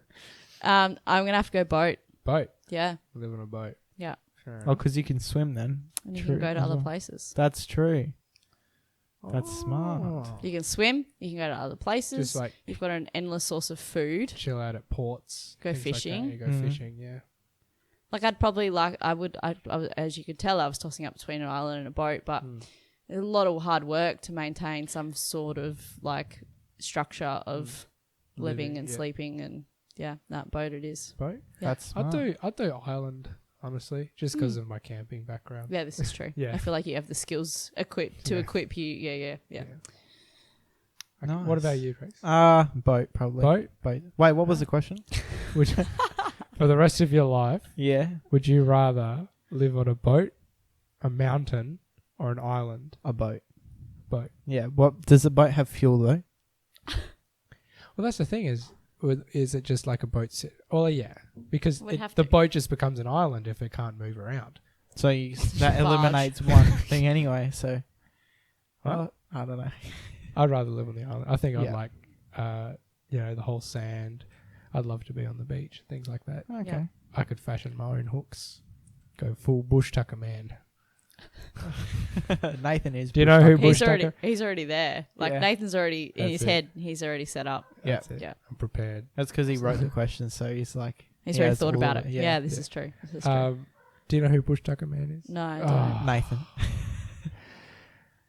Do you It's, know who Russell Coy is? Yeah. So Russell Coy's the parody of Bush Tucker Man. Is he? Yeah. Oh my god. Yeah. Oh. Yeah, so Bush Tucker Man, he's I think he's an ex-SA. No. He originally would collect information from like survival information in the Australian wildlife from local Aboriginals, Okay. right? And then he would apply them himself Right. and then keep notes for the SAS. Yep. Right? And there was a TV show made about it. And simple as that. It was literally just videos of him like I'll exploring. have to find some. We exploring sell it at Australia. JB Hi-Fi. I brought it for Oh, Nathan for right. his He bought me 17th the birthday. disc set. That's yeah. pretty cool. The whole collection. Yeah, it's literally a case of the first season is stories about people who have crash landed their plane in the Australian desert or Yep. something, and like how they survived and things like that. Wow. And he goes to those sites or like those general areas and going, well, they could have done this actually in this situation because Yeah, there's right. actually this one plant that gives this sort of nutrients. And yeah, I just love watching that sort of stuff. And then And- Coit just takes the piss out of it. yeah. Yeah. But and like there was one really, really cool one where he was with some local Aboriginals, and what they did for fishing, right, is they would strip a certain tree of its bark, right, and then they would mash up the bark, and they would put the bark in their shirts and then lift up their shirts, sort of like carry it, right? Yeah. And then they would go into a lake, right, and then just walk around and spread around the bark. It would actually Attract the fish. it would kill the fish. Kill the fish. The fish would just float up. I think it takes out the oxygen in the water. It's like a this bark- smorgasbord. Yeah, the Jesus. fish just come up and they just grab them, and that's how they Wow. that's how they did it. I was How like, good's that? what the heck? How did they figure that out? Wow. But yeah, he just does that, and it's really interesting. Yeah. And so that's who Bush Tucker Man is. My favourite Coit episodes when he's trying to tell you how much water you need to bring, his equation of how much water. Right. I don't know it off the top of my head, but it's something like, well, you do how many days you're going to be away divided by how many people are coming times by the current temperature that day, and then you're going to subtract 9, and then you want to times it by 3 rotations around the sun. And, like it's just, and then gets more and more it complicated. goes on, and then he goes, and then add a litre. I brought season 3, like the remake that they've just the done. one they've just done. Yeah. I found that not as good. Yeah, I haven't watched the original, Okay. but yeah, I want to watch it. Yeah. No, good fun. Yeah. Good fun. Mum and Dad think he's a dickhead, but I think he's funny. Harsh. Yeah. Poor Coy. Yeah. Poor guy. Yeah. Should we do What You Watching, which is our favourite theme song? What You Well, Watching. my favourite theme song. Okay, let's do it. What's your favourite? Is that yours as well? Yeah, okay. Yeah, Alright. this This is What You're Watching. never It's like, just- no, my one's the best one. Yeah. Real conversation. That's my voice on it, isn't it? All right, here we go. This is the What You Watching. 1, 2, 3, 4. What you watching? Neighbours. What you watching? I'm away. Oi, what are you watching? Shut up, The Bachelor's on. So yeah, welcome to What You Watching. Excellent. What You're Watching is, what do you think What You're Watching is about? Before I tell you, actually. I have a wild guess. Probably what people are watching. Yeah, so it's what Hey. you're Wow. watching, listening, and talking about. Yep. So basically, we go around the table and we talk about what you're watching, what you're listening to, as in music, Yep. and what you're talking about. So obviously, coronavirus is probably going to be talking about. Mm-hmm. But who wants to go Obviously. first? I'll go first. Okay, I not have- our guest, but you. No, No, go, me. Nathan. It's all Yeah. about me. No, okay? go. Yeah. So, what I've been watching recently, I've been watching a lot of movies. Yep. Right. So I've been watching really good movies. I've been addicted to Road to El Dorado. Okay. The DreamWorks movie, Road to El Dorado. I don't. I'm not Okay. familiar. It's so good. Yeah. So it's one of my childhood like movies. Okay. Right. And I started watching it again at uni. So Yep. I would watch it. I'll go through it every single break I had at uni. So I'd have like maybe an hour break. I just Gosh. watch Road to El Dorado. Interesting. And then my Didn't brother. that irritate you though that you had to stop it? Yes, whatever. I couldn't do that. Yeah. I did that at lunch at work. I watched an episode of Brooklyn Nine-Nine. Give us an episode. True, and they only go for like 20 minutes. So. Yeah. I'd find it so annoying having to stop the movie and then go away and do something else. But I know the end of it. So, yeah, true. Okay. But so I've been watching a lot of Road to El Dorado. Yeah, cool. Just weirdly. Okay. My brother recently had twin girls. Right. So I watch Road to El Dorado with them now because Okay. I just like the bright colours and the Okay. moving and all that. TV series. Yeah, it's sort of a TV series. I was watching on YouTube Good Mythical Morning. Okay. So that's I watched that too, actually. yeah? Did you watch the video about them putting stuff in glow in the dark Yeah. liquid? Yeah, I saw that was one. cool. Yeah, it's literally just two guys, Rhett and Link, and every morning, every weekday in the morning, they release a video, and it's just them. It started off as them talking about stuff, but then they incorporated like celebrities, so they have celebrities on there and certain competitions, right? And they just do wacky stuff, and it's really funny. Yeah, cool. But I'll watch it at night time because when they release it in the morning Of in course. America, it's actually Yep. nighttime. Yeah. So that's what I've been watching. Cool. And And like listening? listening to. Listening to. Obviously your own podcast. Yeah. Listening to like music wise, same old. I've had the one playlist for years. It's called Peanut Butter Playlist. I like that. It rolls off the tongue. I Where's like the it. jelly? I do. Actually, it's quite funny. You know, like a Google Home where you can like Yeah, link, yeah, yeah, you can yeah. link up all the Google Homes and Yeah. like play it on like a giant house speaker. So so I have one speaker called Jam, right? So I can say play Peanut Butter Playlist on Jam, I like that. and then I can also all the speakers together. Yep. It's called Sandwich. I love that. I love that you thought about all this as Yeah. well. No, Yeah. that's great. So I got the Peanut Butter Playlist, the That's Jam very good. speaker, and then the Sandwich, which is all the speakers put together. Nice. What sort of music is on that playlist? A lot of 80s. I love me some 80s. Nice. Like I was brushing my teeth to Dancing With Myself by Billy Idol. Good song. Nice. Last night I was playing the racing game. Yes. Purple Rain came on. Yeah, okay. Red Hot Chili Peppers. Nice.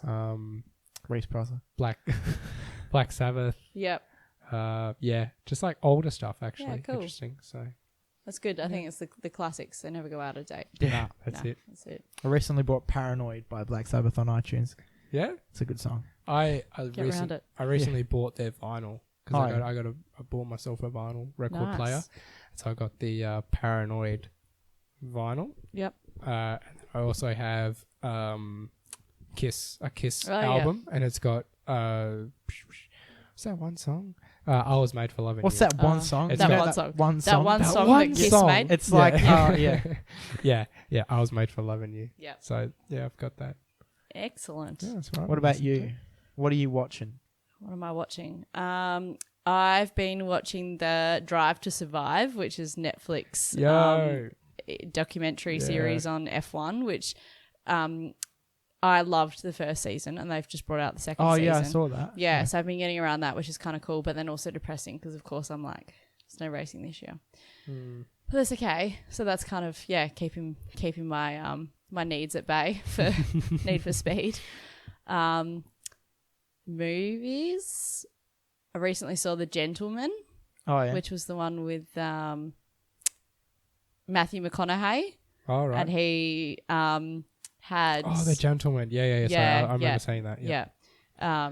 basically like this mass business plan of growing marijuana and then tried to sell it off, and turns into quite the ordeal in terms of what he does to save his business and shoot 'em up kind of movie, which was a bit of good fun.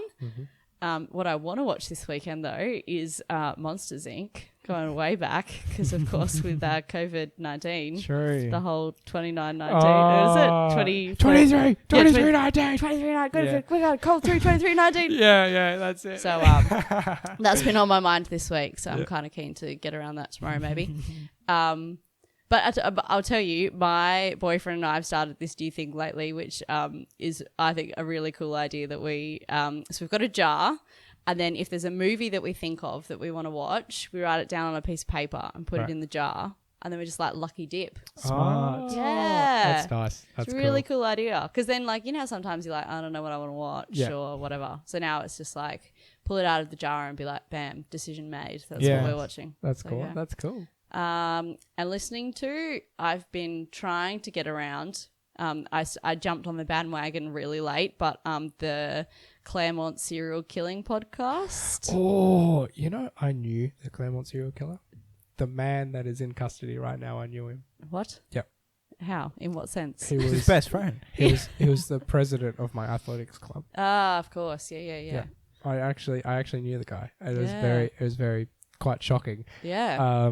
My coach used to have dinner with him Jesus. all the time. And so he had like you know, the Australian police knock at his door going, would you by any chance know this man? And yeah, it's crazy. That is crazy. But what do they talk about on the podcast? Never heard about so this.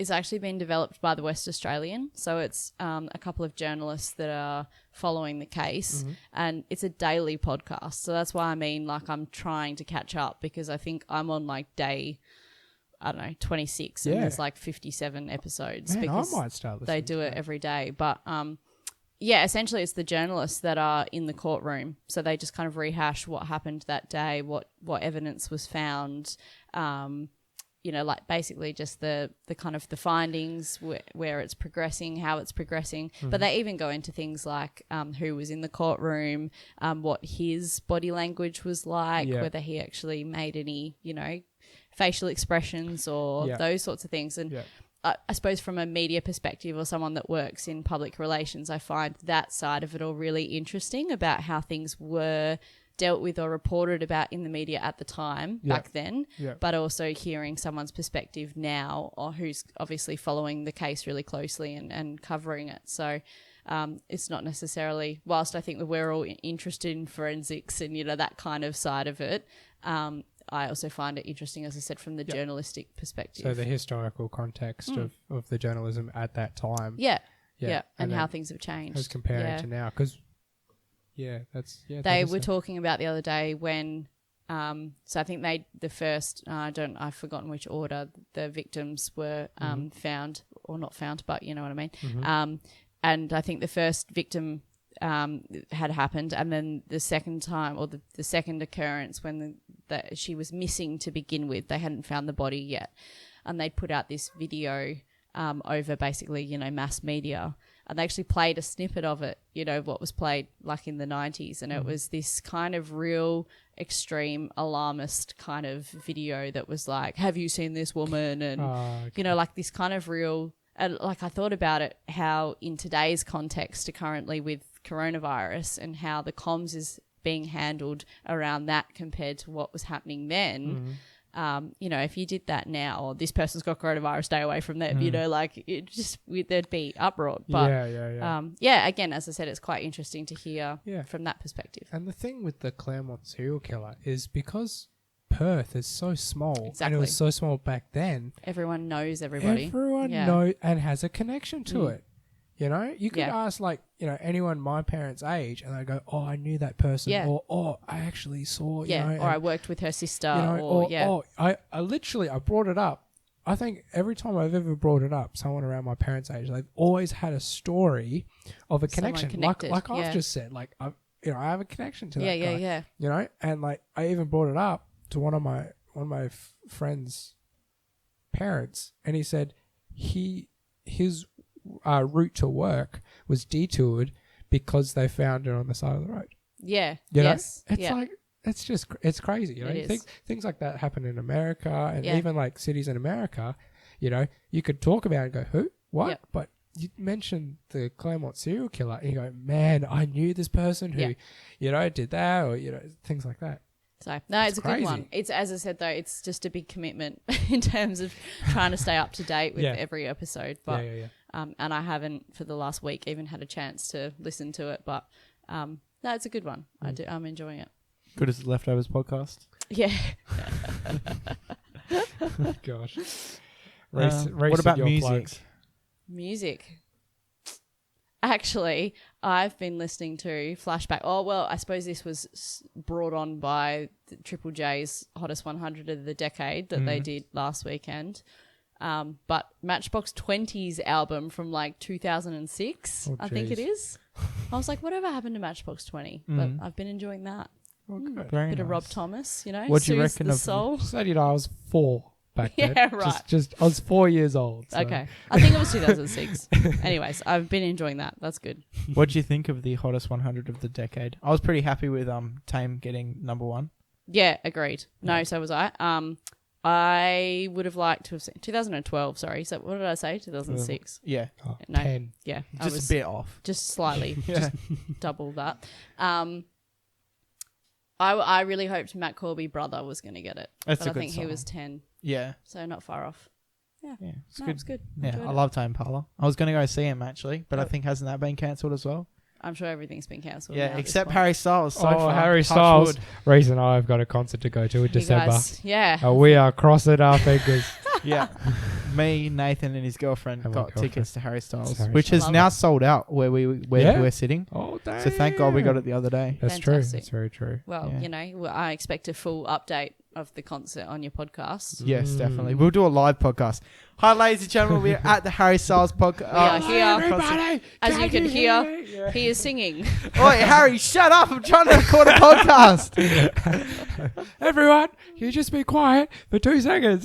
We're trying to do Wheel of Conversation. I actually had an idea. Talk to Nathan about doing a tour of the Fremantle prison at night and doing this Recording podcast. it. That would be cool. Yeah, because I've been watching Isaac Butterfield. He's doing like tours of haunted prisons, and I hate that stuff, but I actually really enjoy it as well. There's Yeah. nothing So- more Australian than a haunted prison, mate. Yeah, Especially Everything. in Fremantle. Yeah. Yeah. That's exactly so right. I think that'll be sick. We just have to get in contact with Fremantle Prison Yeah, and see if we can do it. But Yeah. I think that'll be really cool. absolutely. Yeah. And then, you know, you got to think of, if you're going to do this kind of extreme podcasting, you got to think of another one after that. Yeah. Got to get them lined up. Oh, Mm. that's a very good point. We've had Stephen Yes. Price on, so That's as Yeah. extreme as it gets. Yeah. We've Yeah, already that's won. about Yeah. it. yeah. What am I listening to? Thanks for asking. Oh, everyone. yeah, Rhys. Uh-huh. Yeah, No, one- stop. Rhys, what are you listening to? Elvis, actually. A lot of Elvis. Nice. Yeah. What else have I been listening to? Harry Styles, obviously. Yeah. I brought his album from Target the other day. It was on clearance for $5. One I've wanted for ages, so I brought it. Fantastic. What am I watching? The IT Crowd. Have you Oh, seen yeah. that? It's a good show. Yep. Oh, that's Been good. watching that. I do like that. Light-hearted comedy. Yeah. Well, I've watched Brooklyn Nine-Nine from season 1 to 6 3 times, so I Jeez. thought I should probably change it up a bit. Change it up a little. And then movies. I don't know. Saw Birds of Prey the other day. That was pretty good. The Harley it? Quinn movie. I heard a was. lot of bad Ah. reviews of that. Ah, it's all right. It was good? Yeah. Oh, good. pretty It's good. always that case, eh? You always Yeah. get like terrible reviews, but you go watch it yourself, it's like, that was alright. Like, Mm. come on, Yeah. give it a break. Same with that Sonic movie. A lot of people said it was shit, but I mean, good. But then I watched a video last night saying it was shit. So Mm. Yes. We can't go to the movies now anyway, so. no. Well, you can, but you can't sit next to each other. The rating cinemas, Yeah. it's like split up. Okay. Unless you can sit next to someone if you want to, but Right. yeah. It's your choice. Yeah. So, Interesting. What I am I wouldn't do talking about? My EP 24/7, pretty much. Literally. Yeah. It's all the time. Yeah, every podcast has a plot. Have you listened to my EP? No. Can't No. say I have. Not recently. It's pretty good. It's Yeah? only $4 on Bandcamp. Okay. Well, Free on YouTube. we got to get around that. Free Yeah. on YouTube. Thank you. No, you got to support. You know, we're in a time of need.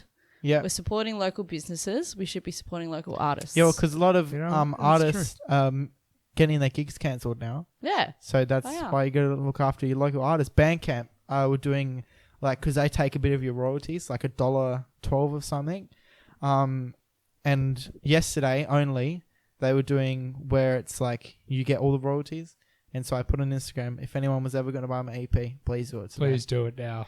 Yeah, Oh, but no shit. one I did. missed out. Yeah. That's all right. Need it. And in times of those need, you need to hit the text messages. Yeah, Mm. I will next time. Be like, oi, buy my EP. Please. Yeah. So that's what you're watching. Yep. Do you want to do what do you reckon? What's the time? So did you, before we do this actually, we've been going for an hour and 40 minutes, so. God. How do you think you could handle us? Stand us for a long Yeah. No, let's keep going. You're good? Yeah, Okay. yeah. We might break into 2 hours. 2 hours. For the first time You ever. gotta beat Stephen Price's record. For the record, yeah. Jesus. Damn. How long was he? Probably an hour and a half-ish. Yeah. Oh, you've well, I've already beaten you've it. already beaten it. Yeah. We're already well on Just going advanced. for the victory lap now. Yeah. That's it. No sprints here, boys. So this is, what do you reckon? Oh, let me take it off mute first. That'll help. I haven't heard this. What do you reckon yet? I don't think. Well, no, because as I said before, I'm the only one that does anything. No, Michael did the what do you reckon? No, he didn't. Did he? No, I asked him to and he didn't. And he didn't. Oh, okay. He's self-quarantining. He's got an Yeah. excuse. That's not. Self-quarantine means you can't go out, so you've got literally heaps of free time. Yeah, that's That's true. true. Do it. And more free time. We're trying to help you out here, Michael. Yeah. You're not here. All But right, here's what do you reckon? Oh, wait. Here's what do you reckon? Race, mate. What do you reckon? I don't know, Nathan. What do you reckon? Oh, I don't know. Let's ask them. So, I yeah. like it. Thank you. All And right. you're them, by the way. Oh, cool. Let's ask them. Them. Them. Right. Me and all my mates. Nathan, Yep. I'll ask you because this is how the theme song goes. Yeah. What do you reckon? All right? The statement, men are better drivers than women. Oh, What I do don't you know. reckon? No. Men are better drivers than women? Yep. Okay. Well, it's obviously wrong. Yeah. It's obviously wrong. I feel like I should have probably found a better one. All right. I can't do everything on my own, guys. Let me try and expand it. Yep. I think the stereotype for that maybe started, and you can correct me on this because you probably have a bit more understanding of that whole situation. Welcome to your own view on this, Nathan. I think the whole stereotype would be back when driving was first a thing, where most sports or going out stuff was a man's job and a man's thing to do. You had them in those. I just learned the other day. What they used to attach like plane engines to these bloody cars. What? Like stupid stuff like that, right? Back in the old days. Back in the old days. Ages ago, when safety. So last week, when Nathan. literally safety wasn't a thing, where they just sat in these little bullets. Yeah, and just right. went around. I think it just derives from a time where it was considered a man's thing. It was a man's job. Back in the man's job, I'm gonna go out racing, gonna go play, do stuff. You stay at home. Cook my dinner. Yeah, I'll be here for dinner. That sort of. I think that's where it derives from. Yeah. drives from. Pardon the pun. Yeah. And I think just building off that probably developed the stereotype that men are better drivers than women. Where the case is just there's more men race drivers than there are women. I assume so. Definitely. That probably just comes from I find a perfect example is women's AFL, right? So whether you like it or not, you watch the women's AFL and they don't score as much. They don't do as much. But I don't believe it's because they're worse. I believe it's because they don't have as large of sample size. Similar to most sports that are now introducing women, right? It's not because women are worse. It's because not as many women are signing up for it, right? You got men's AFL. How many guys at high school, in primary school, wanted to be an AFL player? Or played Auskick. Right? Yeah, that's exactly right. The amount of guys that want to be an AFL player, it's because it's advertised and it's part of a norm for the guy to want to be an AFL player. And there's the channels to support those people that exactly want to do right. that. Yeah, it's a case of I don't think it's a case where the advertisers are sexist. It's a case of where the advertisers are going where the money is. Yes. And because it's part of the norm, based off back in the old days where they were being purposely sexist, it's just where the money is, where the men are. But over time, I truly do believe that the women versing women will be just as entertaining as men versing men, because of the case of it will become more of the norm.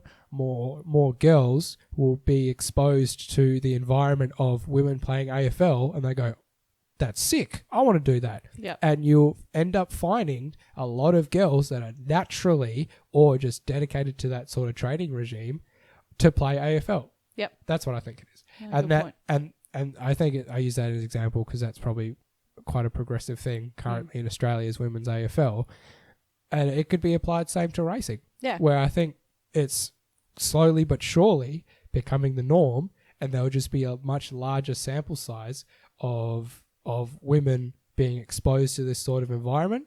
Therefore, there'll be a lot more women that you have those sort of sports where there's just people that are just naturally talented, and I think that's the case. Yep. Where it's not that women are better than men at some things or men are better than women at some things. It's just based off very old traditions.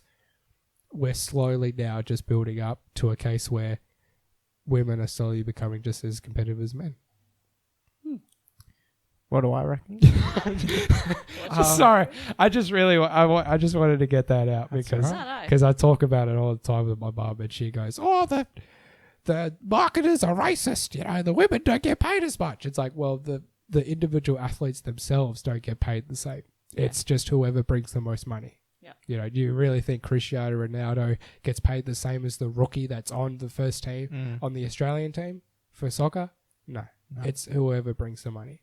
And over time, the women will start being more competitive with each other, and they'll bring the money. I think, bring it back to the point. Yep. My dad is a terrible driver. Like, I have said to him multiple times that whenever you get in the car with him, you should have to sign a thing that if you get in the car with him, there's a good chance you're going to crash. You know? You sign a waiver. I swear to God, he doesn't even slow down when he goes around corners. He's just shocking. Like, the worst driver I've ever seen. Whereas my mum is, like, a good driver. Even driving now when I've got my pay plate, she's like, okay, now when you go up here, make sure you look behind you. See, she's a good driver, so obviously it's wrong. Obviously it's wrong. But, yeah, the stereotype is just stupid. What do you reckon? What do I reckon? What do you reckon, mate? I think Nathan's on the money a little bit with the sense that I think it's culture driven. So, you know, like the whole women aren't allowed to drive in countries like, you know, Dubai and, you know, Middle East, you know, those sorts of that again, that stems from culture, right? Like it's someone telling you can't do something. So I think here in Australia, I think it's one of those. Again, our culture here is to be a larrikin and to take the piss and to have a bit of fun. So I definitely think women and girls cop it a lot more. Like, you know, as you said, the stereotype of being a bad driver because you're a woman. Yeah. And I think almost immediately as soon as you're involved in an incident or a crash or something like that, that's the first thing people go to sometimes is, oh, well, she was a girl. So, you know. And I've definitely experienced it coming up, you know, over the years. In motorsport, I've had people say to me that I don't deserve to be there, that this is a men's sport. Really? And, you know, I should pack up and go home. That's just silly. Hearing that nowadays. That's just silly. But unfortunately, I think it demonstrates how far we still have to come, you know? Like, I think that we're definitely getting better at being inclusive of women in sport. But I think the other thing that women have to be realistic of, and also men, is that from a physical perspective, motorsport is more physically demanding for a woman than it is a guy. Yeah. And like, I'm not saying that, you know, my capabilities are any less than anyone or saying that girls can't do it. But, you know, I find sometimes that, you know, I struggle sometimes a lot more driving the car than say a 50-year-old guy is going to. So I think not necessarily we don't have the talent or that we're not a good driver, but we sometimes have to work harder. But I think that actually makes us appreciate it more in some respects. Yeah. So I was going to ask if being a woman makes it harder to, you know, like drive in motorsport, but you sort of just answered that. So I think there's definitely been times where I've been judged or questioned or challenged, but I think there's absolutely no reason as to why, as I said, a woman or a girl could get behind the wheel and do it. Unfortunately, I think also there's then the side of harassment that women find at racetracks as well, because you're a woman in a men's world. And so, again, unfortunately, thinking culture and history, historically in motorsport, girls were there to look pretty and to be there, objects to sell sex. And for example, when I was trying to find, because there was somewhere I read online that said you were the first woman with diabetes to race in Formula V's, and I was trying to find that again so I can add it into my notes. And you know how on Google search, it's like you search something and then right at the bottom it will say like other things. Yeah. And I just searched up WA race car drivers or something, female. Yeah. And it was like hottest, and I'm like, are you serious? Like, you wouldn't find that if you searched men. No. You know? No. It's just... Yeah. And so I think that's definitely been a challenge as well over the years, is that there's a lot of men that want to help you, and that's great. And we do need men that are willing to support us, as you said. You know, in order to get more people involved in the sport, there needs to be pathways and avenues for them to grow and to be supported. And so we do need men on our side who are going to help us do that. But, you know, the mentality of, you know, having a bit of a comment every now and then, or, you know, making a joke about a sexual favour, or, you know, it happens more than it should. Even the other weekend I was racing at Collie, and I came in and I undid my race suit and took my skivvy off, you know, my fireproof shirt off, and just had a sports bra on, and some guy walked past and made the comment about, geez, how am I supposed to focus now? And, you know, just it's all tongue in cheek, sort of but there's no need for it, because no. I don't walk past some guy being like, whew, nice briefs, you know, like it's just it's one of those things that it's unnecessary. But going back to the question, I don't think it affects our driving ability. It doesn't make us a worse driver, but I think women do understand, particularly in motorsport, that sometimes it's harder for us in terms of working harder to get where we want to go. Yeah. Going back to like the comments and things like that, I've heard a lot of stories where people that have started as the minority in a sport, they almost find that as almost a motivator of like, I'll show you sort of thing. Yeah. You know, I've heard, you know, there's a WA, I think she's from WA, an Australian Olympic athlete, Kim Mickle, right? So she was gold medal at the Olympics for javelin. Yep. She is tiny. Yeah, right. Right? And javelin throwers are generally massive, big, burly German women. Yeah. Right? That have very broad shoulders and can throw the shit out of a javelin. Yep. Right? Where Kim Mickle she's quite small. Right? She had shoulder injury after shoulder injury, had coaches going, nah, sorry, you're going to make me look bad. You know, things like that. And because I think I went to like this seminar for Kalamunda, like local sports people, or like up and coming sports people, and she was there to like do the speech and all that. And she almost found that as a motivator for the people that saw how her body was, and said, yeah, sorry, you just don't fit the sort of frame for a javelin thrower. Yeah. And she found that as a motivator, as like, I'll show you. And she now holds the Australian record for the javelin throw. That's awesome. And she was gold medalist at the Olympics, you know? Yeah. And that's just, so do you find that as a motivator, or like the sort of, you know, I'll show you what I can really do sort of thing? Yeah. Or is it a case of you just rather it sort of just not be there in the first place? I think there's a difference between the comments of, you know, oh, you're not a very good driver, or I could do better than you, or that sort of stuff. That definitely would motivate me, I think. But again, like in the way I see it is that it's all skill based. So, you know, if I beat you on the day, it's because I was better than you, you know? And so there's that element that I take on board, because again, we're all competitive. It's sport. Yeah. So that's what we're there to do. So I don't take that stuff so personally. Okay. The thing that bothers me the most is, as I said, over the years, it's been the sexual comments. It's been, you know, what would you do for where you can get those sorts of conversations? And again, there's people, women over the years. I don't know if you guys know Danica Patrick, who was she was a female NASCAR driver. No, so she took a lot of sponsorship on board due to like lingerie photo shoots and things like that. So Right. again, there's been offers on the table over the years for me to do those sorts of things. And again,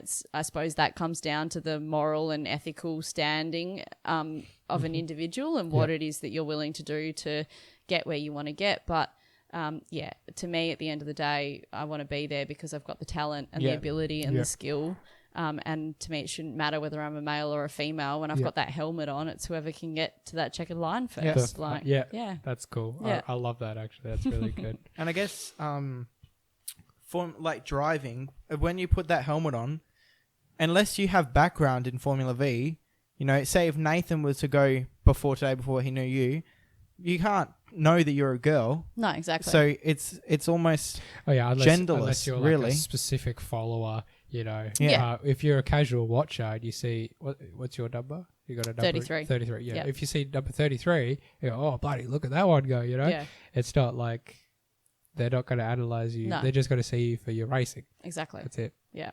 But I think the other thing we really need to work on in motorsport is having, as I said, that support for women to be able to come up, you know, into the category and to not feel anxious that they might receive comments like that. And you shouldn't have to, because that would make it almost like, I don't know, if you had to put up with that all the time, there would be after a while you would just be like, nah, I can't do this anymore, you know? Yeah. And you're saying before, you know, like if you do decide this isn't for me, you know, you shouldn't have, girls shouldn't have to deal with that. I think the other interesting, which obviously I haven't reached that point in my life yet, but the other factor that women have to think about that men don't is at what point do you want to have kids?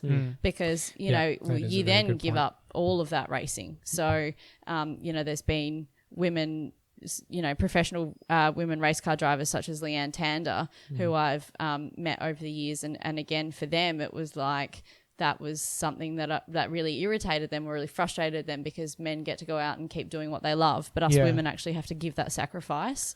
And again, there's a point in life where that decision and that conversation will happen. So it's definitely, as I said, I think for women in motorsport, without doing a pity party, it's definitely more of a challenge than than blokes. Yeah, that's a big thing in athletics, actually. That's the only point of reference I could really make with racing is what I do. There's quite a lot of women that do sacrifice having children to train for the Olympics and things like that, especially in long distance running. Yeah. There's actually even cases where it's quite sad, but the amount of running they do and the amount of physical exercise that they put on themselves, they stop having their periods and all that because of how hard they're pushing themselves in distance running and things like that. Therefore, giving up the opportunity to have children. You know, just for that win.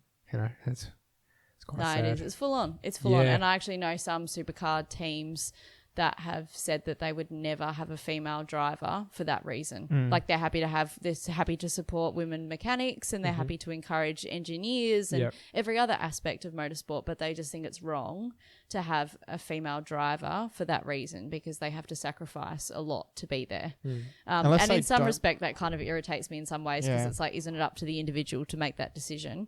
But I also get it. Because they might not want to have kids. Exactly. You know? It's just... Maybe, because it's horrible of me, but it's good, like trying to play devil's advocate. Yeah. Maybe it's like the driver is an investment for the company. Of course. So if the driver's driving and then they decide, and it's perfectly okay for them to decide to leave, they've just now lost that investment sort of thing. Yeah. Maybe. But still, you still got to, you know, if like you said, if you're a good driver, why wouldn't you want to have a good driver to drive you for your brand? Yeah, I agree. That's what I think. That's what you reckon. Yeah. We just clocked over the 2-hour mark. Oh, I'm going to do some quick fire questions to round us off, if that's all good with everyone. Yeah, cool. All right, so my first question is, what is your go-to order when you get takeout? Oh. What, just, is there a specific restaurant? Nah, anywhere. Anywhere. I will just say it. I will judge you of the restaurant you choose. Okay. Because well, I work at a fast food restaurant. Okay. He works at KFC. Oh, wow. Oh, You had to was give that it not? away. Oh, Oh. sorry. disclaimer. You and your disclaimer. secrets. Yeah. Okay. I am a sucker for a chicken Caesar burger at Grilled. I've never had No that. idea. So Sounds good, though. Where's Grilled? Is that You in guys the don't have Grilled? Is that in the city? No. Where is it? We've got one at. I live in the northern suburbs. Yeah. Not that that's elitist or anything, but Ooh, here we go. there's one like at Whitford's shops Oh. at the boat harbour, Hillary's boat harbour. Yeah, yeah. Grilled. Oh, okay. Maybe I've seen it I'll around settle. Yeah. because it's grilled and Gotcha. That can be our next work function for the podcast. Yeah. Go and find Grilled. Actually, Yeah. I think there's what. I don't know. There's one at Vic Park. If you guys ever head that way. Yeah. Yeah. Okay. Grilled. Check it out. Report back to me. Tell me What you about think. Macca's? Oh, Macca's. Quarter pounder. Nice. You know what I do? I do a quarter pounder with 3 extra patties. Oh my god. You're an idiot. Becomes a 1 pounder. Do you know what I? Oh, do you actually do that? Or was that I a do, joke? I do, Oh yeah. my god. My brother Or did is it that a once. joke? My brother did it once. I'm like, I have to do that. That is genius. So yeah, I just buy 1 pounders. Excuse me. Can I have a hilarious. pounder? One. What? One How do you even pound. say it? Quarter pounder, 1 pounder. 1 pounder. Yeah. Yeah. Do you say that? No. You say I want a quarter with 3 With extra 3 patties. extra patties. So you want a pounder? Is that what they Do say? do you get the burger and then the patties like awkwardly separate, like No, in no, like no, hash it's- brown sleeves or something? No, they're Oh, they stacked. actually put They're it in. stacked up. Yeah, yeah. Jesus, commitment. Does it make it hard getting takeout stuff with diabetes? To a degree. Like I think a lot of restaurants and fast food places now are really good at putting like the nutritional information on packaging, so that's always handy. But going overseas actually is more difficult because of course you just don't know what they're putting in your Yeah. food. Yeah. Yeah. Cool. Who's ringing you now? Nobody. Absolutely nobody. It's definitely Destiny. Nah, nah. Yes, it was. Nah, man. No one. No man. No, man, I'm no the one. captain Nah, now. man. Nah, man. Oh yeah, and because they got no sugar Coke and all that now. Yeah. Do you drink that? I do love a good Diet Coke. Yeah. Do you, I prefer Diet Coke than no sugar. Yeah. Mm. do you think Stick to that the Pepsi original. Max tastes different to Nathan, can you turn your phone off? You can all feel the vibrations. Pepsi? Okay. Yeah. Actually, wheel of conversation is done, so we'll just turn my phone off. Yeah. Okay. I prefer. This is going to cause an argument. I prefer Pepsi Max than Coke. Bust up, Nathan. Nah, Pepsi podcast- Max is great. Podcast is over. So Podcast Thank you for is over. listening. First time. Pepsi Max is good. My dad's addicted to it. Honestly, he has so much. First Pepsi time I had Max. Pepsi Max was at the was somewhere. What did I say? The Speedway. Yeah. First time I had Pepsi Max at Speedway, Yeah, and hated it. I love Yeah, Pepsi right. Max. It tastes very different to Pepsi. it does taste very different. Yeah. Yeah. Yeah. My dad hates diet stuff. He calls it full strength Coke. And, So is obviously because you know heaps about diabetes and stuff. Is Pepsi Max and no sugar stuff any better than full sugar stuff? I don't think any of that stuff's good. No, but like, because a lot of people are like, freaking no sugar Coke is just as bad, mate. They just add different chemicals. you Well, know? yeah, it is true. There's obviously a bunch of artificial flavors and sweeteners to make it taste like. Otherwise, you're not going to drink it, right? It doesn't Yeah. taste good. Yeah. So, yeah, it's bad. Yeah, regardless of whether it's got full Yeah. strength sugar, or diet, it's still pretty bad for you. Yeah, Yeah, that is true. but sneak your can every now and then. It's not going to Yeah. hurt anyone. Yeah. All right. My next question is: what are the proudest moments in your life so far? Oh, Or moment, either way. first race win was a huge achievement. Nice. And I'll give you a very brief because we're now over 2 hours, but brief background. So it was the first time I went to Tailem Bend, which is a brand new racetrack they've built in South Australia. They'd only done 3 race meetings there since it had opened. So everyone was on level playing field because no one had raced there. Yep. No one from Formula V had raced there yet. And so I was going over in our truck with a bunch of people here from WA. When I say our truck, as in the club truck. Yep. And Dad couldn't make it. No one else was able to come over and help me. And so I was fully committed to going over on my own and was like, I got this. I should be all right. But then decided at the last minute I might need a hand. So I called on a friend of mine. And so it was just us 2 girls And we had absolutely, well, zero idea, not zero idea. We had some idea, but limited idea of what we were doing. And we literally just put the battery charger on, charged up the battery, made sure there was fuel in the car, adjusted tire pressures, and I won the weekend. Wow. It was just Nice. it was just one of those like kind of, never been to that track before, zero support. The car ran like a dream, and I managed to win. It was just the perfect storm. That just supports what you were saying before about planning and everything. It Yeah. doesn't matter what you plan. Yeah, exactly. You can plan nothing and win. Exactly. You know? Or the idea is you're supposed to plan, but no. I suppose the message there, Rhys, is confidence is key, Yeah. right? Yeah, that's it. And do everything yourself, which I do on the podcast anyway. So So Rhys is a winner. yeah. All right. So we got a few more questions. These questions are from Alexis, which is my cousin. Yeah. And she was very excited when I told her that you were coming on the podcast. And she said that I should ask you if you can say hi on the podcast. So Hi, Lexi. How Thank you. going? yeah. She can't respond, so that was stupid. Yeah. So these are the questions she asked. I think we probably answered some of them so far.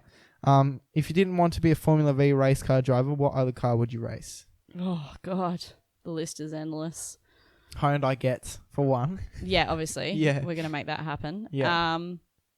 I've looked at Formula Ford, which I suppose, again, is like the next step up from Formula V. So I suppose I'm a bit biased in the sense that I do love racing an open wheeler. I love the closeness that you get when you're racing like next to somebody. You feel like you're part of the car. You're so close to the ground. Once you're all strapped in, you kind of almost feel like you're part of the car. So I do love that feeling. So I think it would have to be anything. What about F1? You were saying before you wanted to drive F1? Yeah, there's so much pressure, right? True. Maybe not F1. I think the Indy series that Charlie Kimball races in the US, that would be awesome. Oh man. But even the cars that I was talking about that they run in Asia, so it's called Formula Renault. So again, very similar style car. Yeah. So yeah. What about you, Nathan? Cool. If you weren't racing Formula V, what car would you race? Literally, the same for Indy cars, actually. Yeah. And Yeah. Hyundai Getz. Yeah. Reese would be in the Formula E. I'm turning 18 in June, so if anyone wants to get me a birthday present, a roll cage for my car, so I Yeah, can there we race go. it. Yeah. I think I just watch Formula Ones and I race them on my game, and it's just so fun. Yeah. I Indy cars. Yeah. Because playing it on a game and in real life is the same thing. So Well, you Yeah, see it's how close, they work, close. and in my game you can actually tune the tire pressures, Mm. and you can do full tunings, and it's really cool because people that know how to do all those specific stuff go into the game and do it, and then they can share it with other people. Yep. And so how it is for example, there's drags. Yep. So there's a whole leaderboard for the drags, and I noticed that the top 200 people were using the same car. Yeah. Okay. And so I just got that car and then used someone else's tuning, and then hey presto, You're I a was winner. I was one of the top. So and then obviously the tuning, it's not in my name, it's in someone else's name. Yeah. So yeah, but you can really go into the fine details. You can even do engine swaps, what tires you're using, your suspensions, things like that. I feel like it's really Nathan's awesome. getting royalties. for Promoting this Yeah, game. I haven't We even freaking mentioned should. it. So What's the game called, Nathan? Forza Motorsport. Oh yeah. So there's Forza Horizon and Forza Motorsport. So Forza Horizon is a lot more countryside stuff, and they take you. Well, they recently did one in Sydney, right? You can where race tractors. You you can literally drive supercars through the streets of Sydney. Oh, It's okay. really, really cool. Right. Not quite as agricultural as what I was thinking. Abstractor. Yeah, so Forza Horizon is that racing supercars in local areas. So they do Right. ones in America, and they actually base it off real places. Yeah, cool. And then Forza Motorsport is very much heavily more towards the actual racetracks themselves. And you can do different versions of those racetracks, and Very then cool. you can race specific divisions and classes and all So that. Forza, sponsor us. Yeah, Yeah. Forza Motorsport. Okay. 7 Forza Motorsport. So the next 7. question is, if you had to say one thing to supporters or fans, what would you say? Oh, that's cute. Is Lexi's one of them? Yeah, that's why she asked, I reckon. No, I am literally overwhelmed all the time, regardless of, you know, it's you guys coming to the track or I get so many messages and support from families with kids that have also got type 1 diabetes. And I think that's awesome. Like, you know, I'm doing this because I enjoy racing, but in some ways it's become much more than that because I'm somewhat of a role model or ambassador for kids that live with diabetes. But it's also been really cool having this sponsor, Novo Nordisk, on board because they are, as I said before, a pharmaceutical company. So they make insulin. So obviously people with type 2 diabetes also use insulin. So, you know, it's not just the conversation around kids that have type 1 and are looking at what they want to do when they grow up, or, you know, their inspiring dreams of, you know, being an astronaut or whatever they want to be. But it's also the kind of middle-aged men or the older men that have diabetes that just come up and want to have a chat about how they manage the diabetes day to day, or they want to know how I do it behind the wheel and racing. So it's really cool. It's definitely an added kick. It's something that's kind of grown much bigger than I thought it would. And yeah, as I said, definitely brings me a lot more joy than just getting out there and racing. So I couldn't do it without them. And I certainly thank Lexi personally, but also everyone else for getting behind me and supporting me over the years. Nice. Oh. That's a good heartfelt ending. Yeah. What was your biggest impression to? Oh, we've already talked about that. I won't say that again. The question was, what was your biggest impression to make you want to start racing cars? But obviously we've talked about that. So, who is your main competitor on the track? Oh, that changes definitely. I think that's another great thing about Formula V is the racing is so close. So, you know, one weekend it could be, you know, a certain car and a certain driver, and then the next week you know they're not performing or the car's not performing or whatever, and all of a sudden you're racing up against, you know, someone else. So there's lots of good racing, but we also have going back to whether men and women should race together or not, we have a club female championship. So over the years, we've had up to 4 women that race. And so we thought it would be kind of cool to have like a bit of a women's trophy just to kind of battle it out between the 4 women. Yeah. But this year it's only Kathy and I, so it's just the 2 of us. But I think you just get quite like, when we were watching it up at the racetrack, you're like at every turn it was like you and Kathy. Yeah. We have been quite competitive over the years. We've touch wood, we've never had a hit or come together, and I think that says a lot about our level of respect for each other on and off the track. But that's a big one. But Kathy and I, it's pretty much on this year. It'll be a close one, I think. So when is the next race? It's been postponed now until June. That sucks. Yeah, I haven't yet heard about what the national stuff's looking like at this stage, because we were supposed to have our first national round in May. So I'm not sure whether that will go ahead or not, but yeah, I'm sure there'll be some racing this year regardless. Yeah. Awesome. 2 more questions. What is your number one goal for this year and the coming years? Like, what's something you want to do? Motorsport related. Anything related? Anything related. Yeah. Gosh. Goal for the year. Yeah. Oh gosh. I think I did really want to step it up with the racing this year, and as I said before, after doing the national stuff in the 1600, I was really keen to give it a red hot go in the 12 this year. As soon as you get that taste for the nationals, I was the same in athletics. Yeah. As soon as I went to Sydney for my nationals, oh man, I just wanted to go straight back. Yeah. It's really, really fun. It's a completely different competitive environment. Yeah. It's really, really good. And the car that I'm racing and have been racing is one of Dad's cars. So it would have been cool to take that over there and do well. So that was definitely a goal. But as I said, it's kind of been postponed. So we will see. Yeah. And what was the other question? Goal for the year? And the coming years. The bigger picture. Again, I think I just want to keep in touch with motorsport in some respects. So whether it's, you know, life changes and you know, my career takes more of a focus than motorsport, then, you know, as I said, I'd prefer to at some point keep motorsport around and in my life. And I also sit on a number of committees to do with motorsport. So if it's in that aspect, I'm sure I will still, as I said, get my kick and my enjoyment. But yeah, I think that's definitely a goal, is just to keep it happening. Nice. Yep. Last question. I think you sort of talked about this as well, but who is the one person you want to meet that has inspired you the most? Yeah, I think it would definitely be Charlie Kimball. Yeah, I thought that's what you were So going to say. I think we'll have to head over to Orlando and do a Yeah. do a bit of Me a and you, trip. I'll race a Honda gets on the NASCAR track. Okay, yeah, and then sounds you great. can meet him. We can do that. Oh Yeah. my God.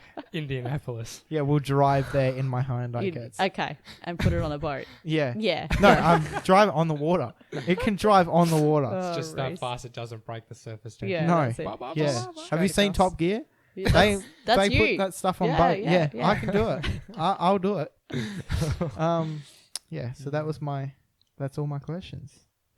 All right. Good stuff. Yeah. Thanks for coming onto the podcast. No worries. Thanks, guys. Is there anything you Wrap want it to up. say before we end it all? No, I think you keep up the good work. I think it's awesome. As I said before, where local businesses suffering and people are all feeling it at the moment. But you guys are doing an awesome job, so keep it up. Thanks. Oh, Yeah. thank you. Thank you so much for Yeah, coming thank you on. very I much. think, worries. honestly, you have been one of the, and it's a good thing, the most talkative guests Yeah. we've had. It's But good. Maybe this your is what listeners this might not think that. Ah, but- this Who is gives what a this shit? whole thing's about. We've had a few people on where we ask you a question. Oh yeah, but you're really good, and thank you for coming no, on. thank Yeah, you guys. really It's appreciate been it. awesome. Thank you. So thank you for listening to. We should probably also will be coming out on a Friday. Yes. We should probably film another clip after this saying that we're changing that. Okay. We'll do that. But yeah, so this is coming out on a Friday now, so it'll be out. Hold on. So it'll be coming out on the 27th of March. Yeah. Cool. At Quick around turnaround time. 6:30ish. Yeah, because I do everything. Yeah. So when it comes out, share it to all your friends. I will. Sick. I certainly will. Awesome. Thanks, Awesome. guys. Appreciate Thank you it. for coming on. No worries. Thanks for listening to Leftovers Podcast. My name's Rhys, Nathan, and Hello. April. Thank you again for coming on, and we'll see you next time. All right. Bye-bye. Awesome. Bye, babe. And See then ya. You say bye. And then- Bye. Okay, bye.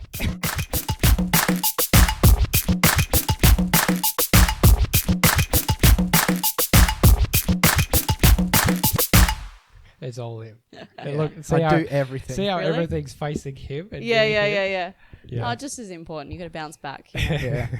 I Alright. spin the wheel, and that's about it. I got a wheel on my phone. Should buy a physical wheel, a custom wheel. Oh, that'd be cool. Or I like have a game 50 show wheel. Yeah, I have 52 playing cards with me and my car on the back of them. Yeah, right. That's impressive, Rhys. Thank you. Yeah. Yeah. All right. I'll make sure this is on charge actually before we start. Yeah, I can see the light. Yeah. Yeah. It says full on here, but this is fully charged, Nice. fully sick.